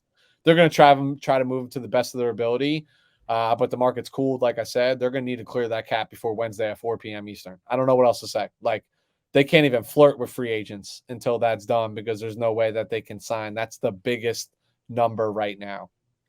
3 other possibles. Edge, Samson Ebukam. He was a good signing for us last year. Not super expensive, came on at the end of the year, rotational piece, got pressure, but it is $6.5 million, right? And somebody who's over the cap, you got to consider that. Center Alex Mack, that's $4.2 million. An aging vet, he was really kind of brought in last year to be like, this is the time. We're making the push. We're, formatting that offensive line. Maybe it's time to cut ties. The other one's linebacker, Dre Greenlaw. I don't know why I struggled that. With Al-Shir's play, he could be expendable at $2.5 million, right? They're replicas of one another. They play the same position on the field. They're never really on the field at the same time. So you might have to find something out or figure something out creative there. Target free agents, there's not a lot. This team's going to focus on the draft. I'm sorry, fans. I don't know what else to tell you. They got 10 draft picks. I know they don't have a first-round pick. I do keep on hearing Bobby Wagner's name, which I'm utterly confused because you have Warner, middle linebacker, and then you have Greenlaw or Al-Shir, whatever his name is, as the will linebacker. So where does Bobby Wagner fit in all this? He doesn't. But why? I think teams are thinking Vic Fangio is still here, and we're in a 3-4, and you need 2 interior linebackers. I will tell you, I would love to find a spot for Bobby Wagner on this. I do think Fred Warner is that versatile. I mean, remember, this guy was a safety in college. Right, like you can bump him around, right? Like, and they'd be a very interesting pair in nickel, because they both cover well and they're both highly intelligent defensive players. Bobby Wagner. So you're stealing my thunder a little bit here. He's on my wish list, but it's just a selfish wish list. It doesn't really have a rhyme or reason to it. It's just it's more of a FU to Seattle. After Sherman did it, say, hey, Bobby, come on over and come hang out. You know what I mean? Like, but he is on my wish list. But honestly, I still think he's going to command money, not top dollar, but he's going to command some money because teams need upgrades. So let me dive into some of my targets here. Cornerback, I mentioned, is a priority. I think Verret's the logical to pair opposite Emmanuel Mosley. Up until like 2 hours ago, I'd say Carlton Davis felt like a possibility. Kyle Fuller is a name that I mentioned earlier today that I think would start on this defense. I'm reading all the reports that they're engaged with Stephon Gilmore. I don't even know how much I love that, to be honest with you. It's going to cost a pretty penny, and this is not the same Stephon Gilmore that was Defensive Player of the Year in 2019. Charvarius Ward is an interesting name. Rasul Douglas is interesting to me. Desmond King, DJ Reed, all of these guys make sense to start opposite Emmanuel Mosley. It's just about, you don't have Carlton Davis, you don't have J.C. Jackson. Those are the bell of the balls at the cornerback position coming into this free agency period. Do you want to spend top dollar, or do you want to get somebody that you can plug and play and start like right away? We'll see. Edge, I mentioned it. I wanted to bring this up when Pete was talking about Frank Clark, His name's been dropped a lot recently to the 49ers. Love the production. Love what he does. Love his game. Hate the person. Don't want him anywhere near this team whatsoever. The dream scenario for me is like, hey, if we're missing out on these guys, somebody who came out and said it's not about the money, it's about winning. What up, Chandler Jones? Come to the Bay. It's just a little bit north of where you are. You would fit tremendously opposite Nick Bosa. Imagine what these two would do when you talk about your pairing that you're facing. I'm not going to put them on the same stage, but it might be like 1A and 1B, right? Like when you think about your edge rushers, what's more realistic? Think second wave of free agency. Think names like Dante Fowler. Chris Kasurek, our defensive line coach. He's the defensive line whisperer, right? Like that's the talk around the NFL. I think Fowler can resurrect some things here, right? And he'd be a rotational piece, and that'll let you keep Ibukam. And where we've been the best is when we can rotate 8 or 9 defensive linemen in a game and stay fresh and get the most out of them. Right guard, it was Austin Corbett till I saw he was about to sign with somebody. That's who I had targeted. James Daniels is another name that might make a lot of sense to come in if you're going to slide Aaron Banks over to the left. Safety, talk about if Tart vacates. Marcus May is a name that I would be very interested. Plays a very similar role to Tart. You have, what's his face from USC that you can play for a little bit if May starts on the pup. Kareem Jackson, I think, again, fills that similar void. The cherry on top to me would be Tyrann Mathieu. I don't know why I was saying Mathieu. I like Walter Mathieu. I know how to pronounce his last name. Tyrann Mathieu, I think, would be a tremendous fit in this defense. At his age, he's one of those safeties that wants to creep a little bit closer to the line of scrimmage, right? And I think he does that well. And then I mentioned, the selfish need was Bobby Wagner. Yeah. No rhyme or reason to it. Just like if you sign a Bobby Wagner, you figure out a way he fits in your defense. You figure it out. Like, you just figure it out. Like, you know what I mean? Like, and I trust D'Amico Ryans, a former linebacker himself, who had tremendous success as a defensive coordinator last year. I trust him to figure that out. So that's it. I could go all night about the 49ers, but Lou, I'd summarize with this. I might be one of the few reasonable 49er fans that had no expectation to see anything called today in terms of acquisition. What I was hoping to see today was retention of names like Laken Tomlinson and DJ Jones. And I am disappointed. Happy for both of them because I'm a fan first, but disappointed because I think that's a lost opportunity. And I think that opportunity ties back to still having Jimmy G on your roster and botching that. I think that's a botch by this team right now. Yeah, I hear like your target free agents, you're going to have it's not a rookie quarterback, but it really is a rookie quarterback under center.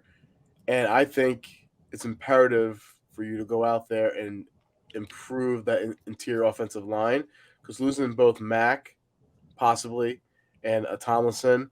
Well, Mack's still on the roster, but he could be cut. Possibly. Yeah.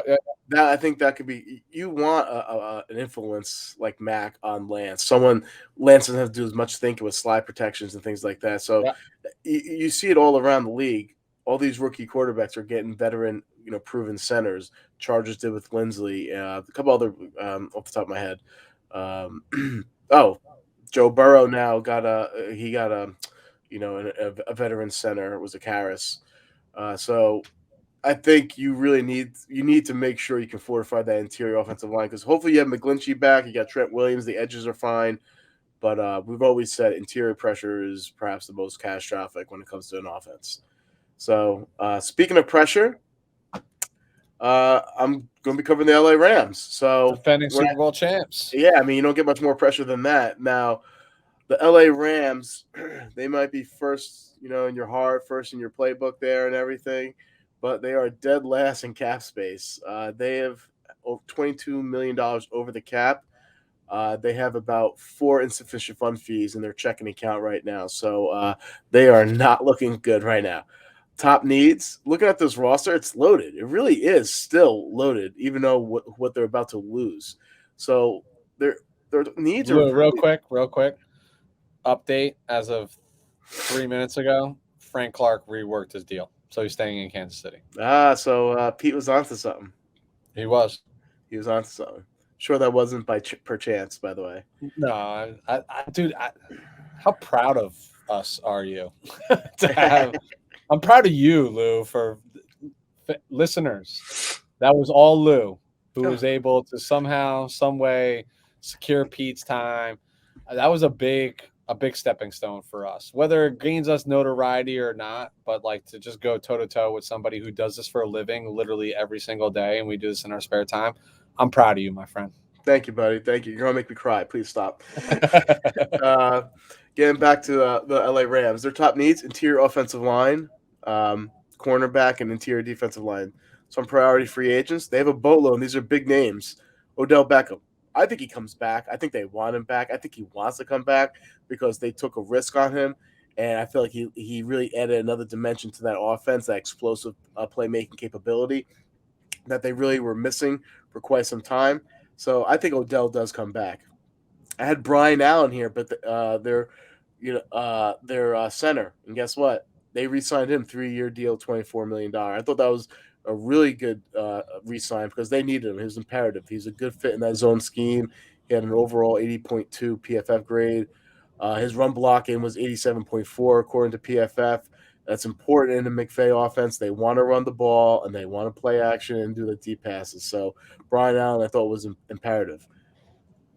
My next note here was Austin Corbett. Don't think they can afford him. I said if you need to sign Allen. Don't think they can bring back Allen and Corbett. And Corbett went to the Carolina Panthers, so they miss out on him. So now there's a guard position that they're looking to fill. Sony Michel, great job, Sony, of pretty much stepping up when they need you the most. It wasn't flashy, but it was efficient. It was productive. But guess what? They're getting Akers back. They're getting Henderson back. He did his job, but I believe it's time to move on for him. Von Miller. I think this is where I think Von probably goes. He tries to run it back with the Rams, and they definitely want him back. They'll figure out some way, somehow. He did a great job in the playoffs. And I think that's something they really want to bring back. Darius Williams. You notice how every time the other corner outside of Ramsey always plays well for some reason, and he always finds himself getting a big payday. That's what I think Darius Williams is going to do. He's a highly coveted man cornerback that I think is going to price himself out of Los Angeles. Jacksonville is what I'm hearing there. Yeah, I mean, why not, right? That might be a prudent signing, by the way. I was knocking them earlier. That would be a prudent signing. Yeah. Or I can see him going to the Raiders. I can see Darius Williams going to the Raiders. I think they were kicking the tires around him too. So possible cap casualties. I'm looking for them to re-sign their heavy cap hitters, Stafford and Donald, to provide cap relief and kick the can down the road. As the old saying says. Restructure their deals, provide some more towards the back end. That's where you're really going to find the most savings. And but if you are looking to cut people, I have 2 on the list. A'Shawn Robinson, he played real well in the playoffs. He was that run stuffer that really, was giving the Cincinnati Bengals some fits, in the second half, stopping the run there. But post June 1st cut, the dead money would be $2.5 million, but the cap savings $7 million. That might be too rich not to pass up. Here's a shocker that perhaps you might think I'm crazy, but I don't think so. Robert Woods. And if OBJ is back, then it makes a ton of sense. This is more of a luxury right now. His dead money hit would be 5.7, but his cap savings would be $10 million. I think they really take a introspective look at themselves and say, hey, can we afford to have Robert Woods on this on this team right now with the cap space that we're in? Well, can I ask you a question real quick? Go ahead. What about Whitworth? That's a $16 million cap savings if they throw him out right now. Oh, he's going to retire. Didn't he retire? I thought he retired, and it's just not reflected yet. Let's find out. You keep on. Yeah, I'll keep on going. So some target free agents. He had to retire because they signed Noteboom to a big contract. Yeah. So yeah, he had to retire. So I don't think over the cap is updated. So target free agents, I think they're going to have the same mentality Tampa Bay had last year and just run it back. Now, if they do lose out on Von Miller, they're going to have to address that edge position. And basically, they're going to have to do one of two things. They're going to be looking for veterans, try and jump on that bandwagon for a ring, or once touted rushers who never lived up to their billing. So here's some names that could possibly replace Von Miller: Justin Houston, Jerry Hughes, Melvin Ingram, Charles Harris, Jadeveon Clowney. Those are some names I can see being replacements for Von Miller. But they do want him back. I think they are going to try to do everything they can to get him back. Outside of that, that's all I have for your defending Super Bowl champions. I'm sorry to do that to you, Weston. No, it's fine. And I mean, they are what they are, right? And they beat us to get there. I don't have much to say about them other than, again, they're just came off the Super Bowl. We know they have no future draft picks. We know they're in a difficult cap position, but that's usually what happens to Super Bowl champions. And then other players go, your players that helped you win the Super Bowl go get paid by other teams. Becomes more difficult to retain them. So let's jump forward. I'm looking at the clock, and I know we ran long, but it was awesome to have Pete on, by the way. Like, I'm glad we spent that time that we did with him going into the Chiefs just to hear somebody who Don't worry, my Seattle's not long, by the way. Neither's my Cardinals, so we'll move quick. Let's do it. So we're Arizona Cardinals, $11 million in cap space. Once upon a time in 2021, they were the hottest team in football. I mean, they made the playoffs with an early exit at the hands of the Super Bowl champs, the LA Rams. They ended the season losing 4 of 6 games. Feels like the story of Cliff Kingsbury teams are epic collapses in December and January. And they actually have some internal turmoil they need to address with their starting quarterback, Kyler Murray, apparently very unhappy with his contract and the direction of this team. And we also saw a fan favorite in Chase Edmonds traded to the Miami Dolphins, signed by the Miami Dolphins earlier today. Top needs, I got corner, outside linebacker, guard, defensive line, running back, wide receiver. All of a sudden, a playoff team feels like they have a ton of needs. They have 19 total free agents, a couple priority free agents that they're most likely going to lose. I feel like the Cardinals are in a position where they're just going to focus on contribution type pieces. I don't see them making a huge splash in free agency whatsoever. So some of those priority free agents, edge rusher, Chandler Jones. Enough said, right? Like, he's still one of the league's top pass rushers, no matter how you cut it. Tight end Zach Ertz, re-signed. Running back James Conner, re-signed. Running back Chase Edmonds, signed by the Dolphins. Wide receiver Christian Kirk, signed to the most ridiculous contract I've ever seen by the Jacksonville Jaguars. And then guard Max Garcia, who was originally a backup center, slid in and played well because of injury at guard, and they're already thin there. I mean, those are – so, like, Jones is gone, right? Like, in my opinion, he's 100% gone. And then the next 4 that I had prioritized are 3 are re-signed, or 2 are re-signed, 2 are gone. And then you got Max Garcia left. What casualties might they have? I think this is more a question of what direction is the team heading in? Are they ascending or are they descending right now? They might change a lot of how they view some of their current players. They're going to want to restructure D-Hop, J.J. Watt, Rodney Hudson. You do those 3 things, you might find $27 million-ish that you can throw back into the equation and it be a little bit more aggressive. Cap casualty number 1 should be Cliff Kingsbury. But didn't homeboy just sign an extension? I bought in early last year. Early. But it just continued to reign true. Just those collapses. The air raid offense is not an air raid offense. You just saw how broken it was when you didn't have the best wide receiver in football, DeAndre Hopkins, playing, right? Like, it just came to an epic collapse. So again, they have to look internally and say, what are we trying to do here? I mean, when I look at the way their contracts are structured, left tackle DJ Humphries, this isn't likely, but that's $15 million. That's $15 million. Guard Justin Pugh, this is much more likely. 31 years old, not a stud, but $9.8 million.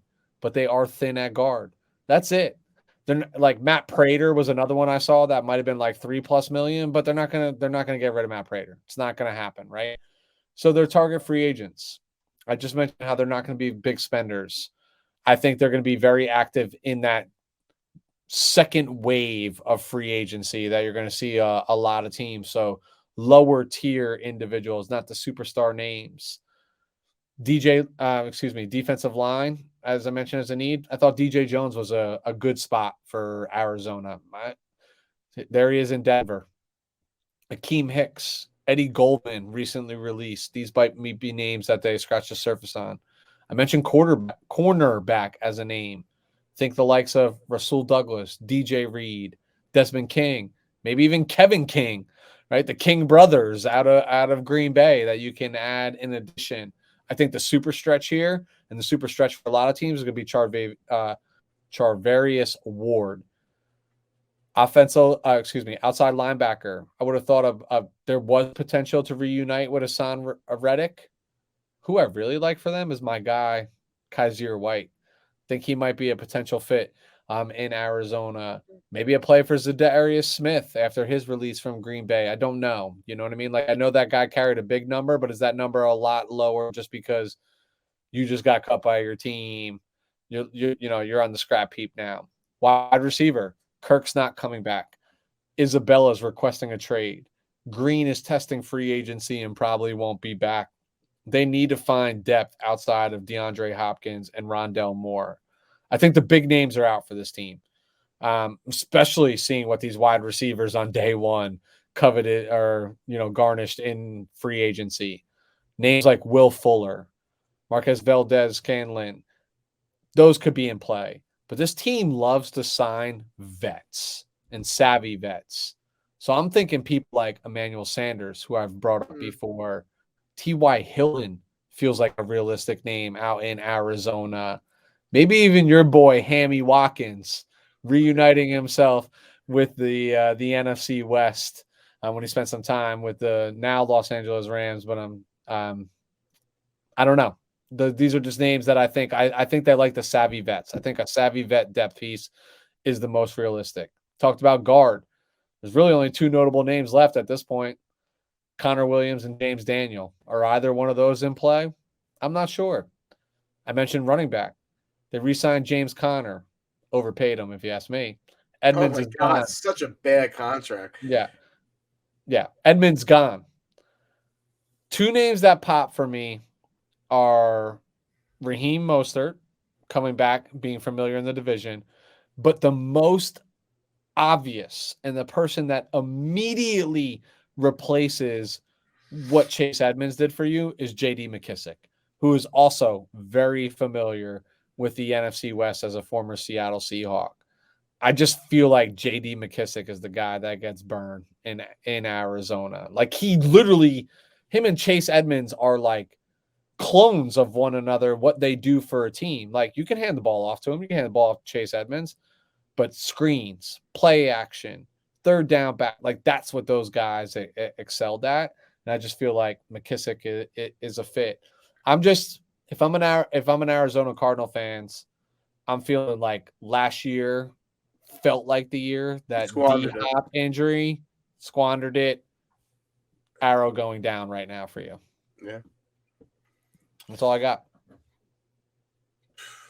Go from one disappointing team to another in the Seattle Seahawks. And I'm here for it. Give me all of the disappointment. No props. I thought you maybe had some popcorn, right next to you. Like, I brought the props out last time with the Lucha Libre mask. No popcorn. There is nothing in my household that even remotely resembles a tangible look, feel, or anything to the Seattle Seahawks. Okay.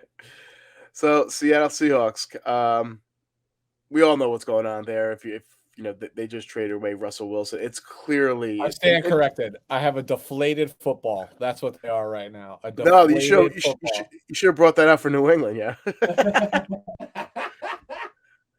So we all know what's going on in Seattle. I think it's extremely interesting that you're having a rebuild, not a retool, a rebuild with a 70-year-old head coach. I'm shocked that Pete Carroll is going along with this. I'm not sure if it's his idea. I know they feel like they've been butting heads because Carroll wanted to play one type of offense and Russell Wilson wanted to cook.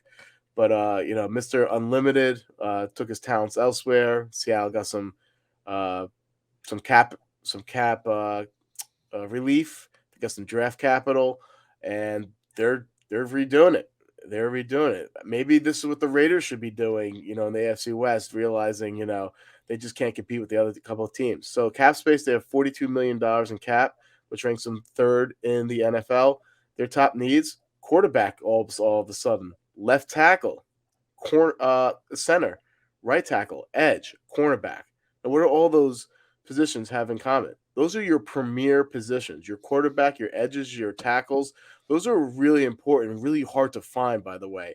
So you're either going to have to really kill in the draft or somehow find some diamond in the roughs that outplay their contracts. So it's going to be interesting to see how they really attack trying to fill the roster here. Some priority free agents. Dwayne Brown, 36-year-old left tackle. He's still good, but what's going to be his motivation to go back out to Seattle? I don't understand how they persuade him to re-sign on a rebuild like that, being that he's 36-year-old. You know he's going to want to be with a contender or get paid even more money. Center, Ethan Posick, 26-year-old. I think this is someone they probably want to bring back. He's young. They drafted him. They like him. He only allowed 2 sacks last year and had 1 penalty, 67.3 Pro Football Focus grade. So I feel like he's a re-sign candidate. Rashad Penny, 26-year-old running back. Finally, he lived up to the first round pick selection from a couple of years back. So listen to this. He had a good year last year, 119 rushes, 749 yards, and 6 touchdowns. From weeks 14 to 18, he had 92 carries for 671 yards. He finally put it all together, got the opportunity, and that's what the NFL is, find that opportunity and then put it together. And he really put on a showcase what he can do for the Seattle offense. And I think they're going to want to bring him back because they want to play that ball controlling, run style offense. Gerald Everett, 27-year-old tight end. He had 48 receptions, 478 yards, and 4 touchdowns. With the addition of Noah Fant, though, Everett finds himself the odd man out. I think they look to part with him. And last but not least, DJ Reed, 25-year-old cornerback. You alluded to him before with the Niners. He's a 5'9", solid zone cornerback. He had 78 tackles, 2 interceptions last year. He played real well for that Seattle cover 3 scheme. He's a good player, man. He is. You would think that because of his size, it would knock him, but he's pretty solid against the run too, shockingly, for being so small. So he's a fierce competitor, as the professionals would say. Cap casualties? I mean, you don't look at this roster. You don't have to, and I don't mean that in a positive way. There's just nothing to. It's just all bone. There's no meat on it. I mean, if you really wanted to get technical here, you could throw Carlos Dunlap out there, and you're doing it not because of his production. You're doing it because of his age, and you're going with a change of guard philosophy. He's 33-year-old edge rusher, but he did have 8.5 sacks last year. So, like I said, it just could be more of like a turning of the guard situation. You can save $5.1 million and have a dead money hit of $1.4 million. So that could be a possible way for them to save a little extra money. Potential free agent targets now. Either they're going to have to overpay for some top-tier talent, or they're going to be searching in the bottom of the value bin to fill the roster. So some of these names aren't sexy, but they're just serviceable, and I think that's what they're going to have to really focus on. So cornerback, you were talking about before, K'Waun Williams. He has the Seattle Seahawks have familiarity with him because he plays in their division, and Williams has familiarity with them because he played in that cover 3 scheme before with the San Francisco 49ers. Levi Wallace is another cornerback to take a look at there because he excels in zone coverage and he specializes in that, and that's what they're looking for out in Seattle. So Levi Wallace is another cornerback they can bring in to fill the roster in the back end. Right tackle, because they have absolutely no one there. Bobby Massey, he's 33 years old. He's probably just looking for a starting gig at this point. Played serviceable last year, and that's what they're going to attract really out in Seattle for the time being until they really hopefully start hitting on these draft picks. Edge rusher, you're looking at Charles Harris, 27-year-old edge, who had a breakout last year in Detroit with 7.5 sacks. Now you have to think to yourself, is this just like a one-hit wonder type of thing, or is this a sign for things to come? But Charles Harris could possibly be a good fit out there.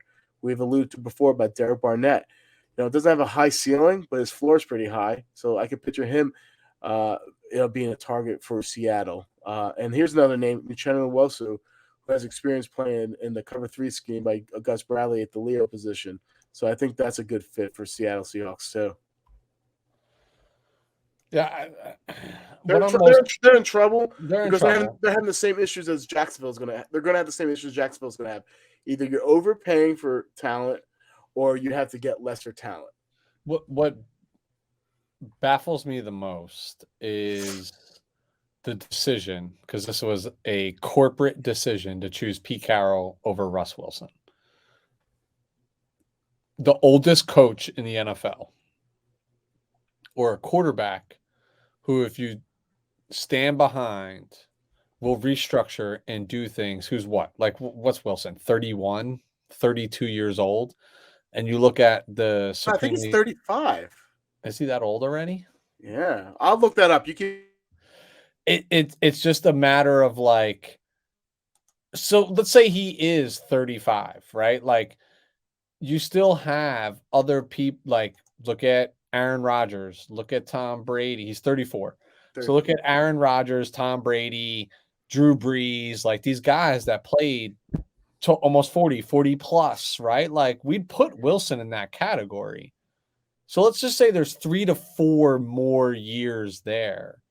Like, having the quarterback makes it a retool versus an entire rebuild, if you ask me. You know what I mean? And to your point, like, now it's rebuild with the oldest coach in the NFL. Like, how much more motivation is there? How much more time? Like, it's not a 35-year-old head coach that came in and said, like, I'll invest the next 5 years in rebuilding this team. Believe in me, believe in my scheme, believe in the culture. This is a 70-year-old man. You know what I mean? Like, how much I know Pete runs around like he's 40 on the sideline. Like, I know that. I actually am a big Pete Carroll fan. Even though he's in Seattle, I hate him. Last time the 49ers won a Super Bowl, he was defensive coordinator. I love Pete Carroll. I do. I hope I have his energy when I'm 70 years old. I hope I get to 70 years old, and when I get there, that I hope to have his energy when I'm 40. You know what I mean? Like, and I chew gum and run around like he does on the sideline. Like, I hope all of those things, but it's still, I just don't listen. I'm glad they made that decision. I just don't feel like it was. Can I tell you my philosophy? I don't think this had anything to do. Well, I think there was an undertone and there was a real reason behind this, the motivation to make this move, to move on with Russell Wilson. I think this is more financial. I think they wanted. I think you got to think about it. They have their market locked down. Their fans are going to come out there regardless because they put on such a good product for the last 20 years or so. Right. But I don't agree with that. I don't agree with that at all. 49ers Twitter. Didn't the owner die? Didn't the owner die?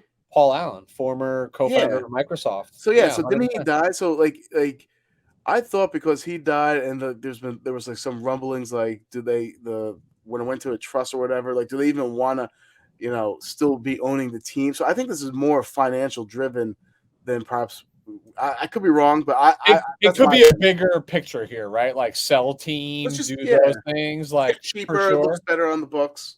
But like, the 49ers Twitter is directly connected to Seattle Seahawks Twitter, and Seattle Seahawks Twitter is in shambles, dude. Shambles. Like, their media coverage. Couldn't relate. Think of the San Francisco. No, you can't relate right now. There's only 3 of you in charge of media anyway. But I know that was sorry. Wow. There'll be 10 of you by the start of next season. I promise. Wow, low blow joke, Weston. Low blow. I love it though. I'm all about it, bro. You know me. I've been heckling the Chargers forever. You know I'm a Charger. Like, bro, come on. I was selling you on this team before the season started. Not selling you on this team. I was saying this team's going in the right direction. Listen, I know who you're really a fan of. It goes Detroit Lions, San Francisco 49ers, LA Chargers. By the way, I brought back my boy Parham. Yes, that was a no-brainer. Yes. I know, but I can't wait to tell my wife. I haven't told her that yet. She's going to be so excited, and she's going to be a Charger fan next season, which is fine. Is like cool because I think she's like the Hex, but also like, because every time she sits there and actually watches the 49ers game with me, we win. But then there's other times she's like down there half-ass, comes down at halftime, does these things. And I'm like, you don't get it. Like, you need to be here. Like, I am here prior to this game. Like, this is a commitment, what I put into my team. But back to the Seahawks for a second. Is they're in shambles, dude. So like the media coverage are like literally talking to me like, I'm heartbroken. I'm not going next season. Like, and 49ers are digging at these people, like, because they used to gun us in like 2015, 16, 17 when Levi Stadium was empty because Chip Kelly was our head coach or Jim Tom Sula was our head coach, and there was nothing. Like, this is not the 12 anymore, man. Like the 12th man was built on the Legion of Boom. The 12th man was built with Russell Wilson. Like, there's not a player on this team that represents. The last two are gone. Dude, the last two players that represent the last Super Bowl that they won 7 years ago, 8 years ago, whatever it was at this point, are gone. This is it, it's going to hurt for a while, man. And now Deshaun Watson says no, like is not interested in even coming up there in the first place. Like, they better hope when they draft Malik Willis at 9 overall that he's that guy. They better hope. They better hope. I see what you did there. They're going to draft him. It's going to be hard. Who's going to take him before 9? We'll talk that for our draft coverage. We don't talk about the draft here. Not yet until we talk about the draft. All right. Lou's got him in the top 5. You heard it here first. We'll see how it goes. Yeah, because quarterbacks never get pushed up. No, you're right. We'll see. We'll see how it goes. They might end up with him, but hey, maybe they trade up. So, well, I mean, they finally paid themselves back for the Jamal Adams trade. Is basically what that boiled down to. All right, Trading Russell Wilson. I'm not a general manager, obviously, but I can tell you right now, what not to do as a general manager: throw a boatload of money at your safeties.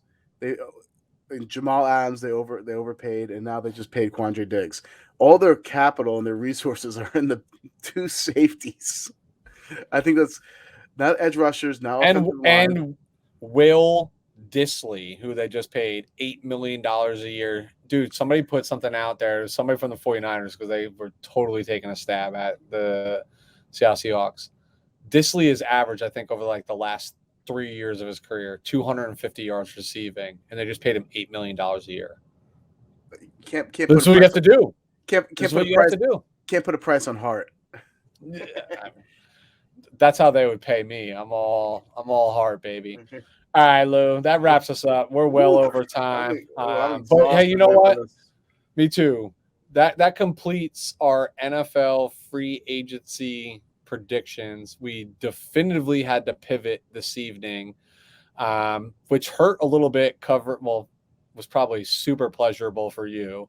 Hurt a little bit more for me having to pivot based on our teams because like we were literally doing this on the fly, checking our Twitter, covering our respective divisions. But that puts free agency in the bag for us until we come back with our recap, our winners and losers. I'd love to put together a show where we bring somebody in. If you can find the other one or two from the LA Charger world. And I'll find a 49er guy to come in and talk with us and just talk about our own 2 teams. And then we'll come back like we did last year, because I really enjoyed our winner and loser segments when we acted like fans from that fan base. I think that is a must-have. Fans are screaming for it. And by fans, I mean I'm screaming for it, baby. Like I want more of it. But Lou, like you always do, wrap us up this evening. Tell everybody where they can find us. You can find us on Instagram and Twitter at WTF Pod NFL. And Weston, as always, plug the YouTube channel, the path to 500, my friend. We're on the path to 500 at We're Talking Football on YouTube. I will reiterate myself. I'm sounding like a broken record, but I did promise Lou a very, very expensive dinner if we can get ourselves to 500 YouTube followers, or subscribers is the correct term. So hit the subscribe button, hit the like buttons, hit the notification buttons, tell your friends, tell your family, tell your friends, tell everybody, come find us, come listen. We stand toe to toe with the best in the business, and we stand by that. So Lou, until next time, I don't stand by that at all. I do. I think we're good. I'm an arrogant SOB. I don't care. I don't wake up in the morning unless we're going to be the best at it. So always a pleasure, my brother. We'll catch up with you soon.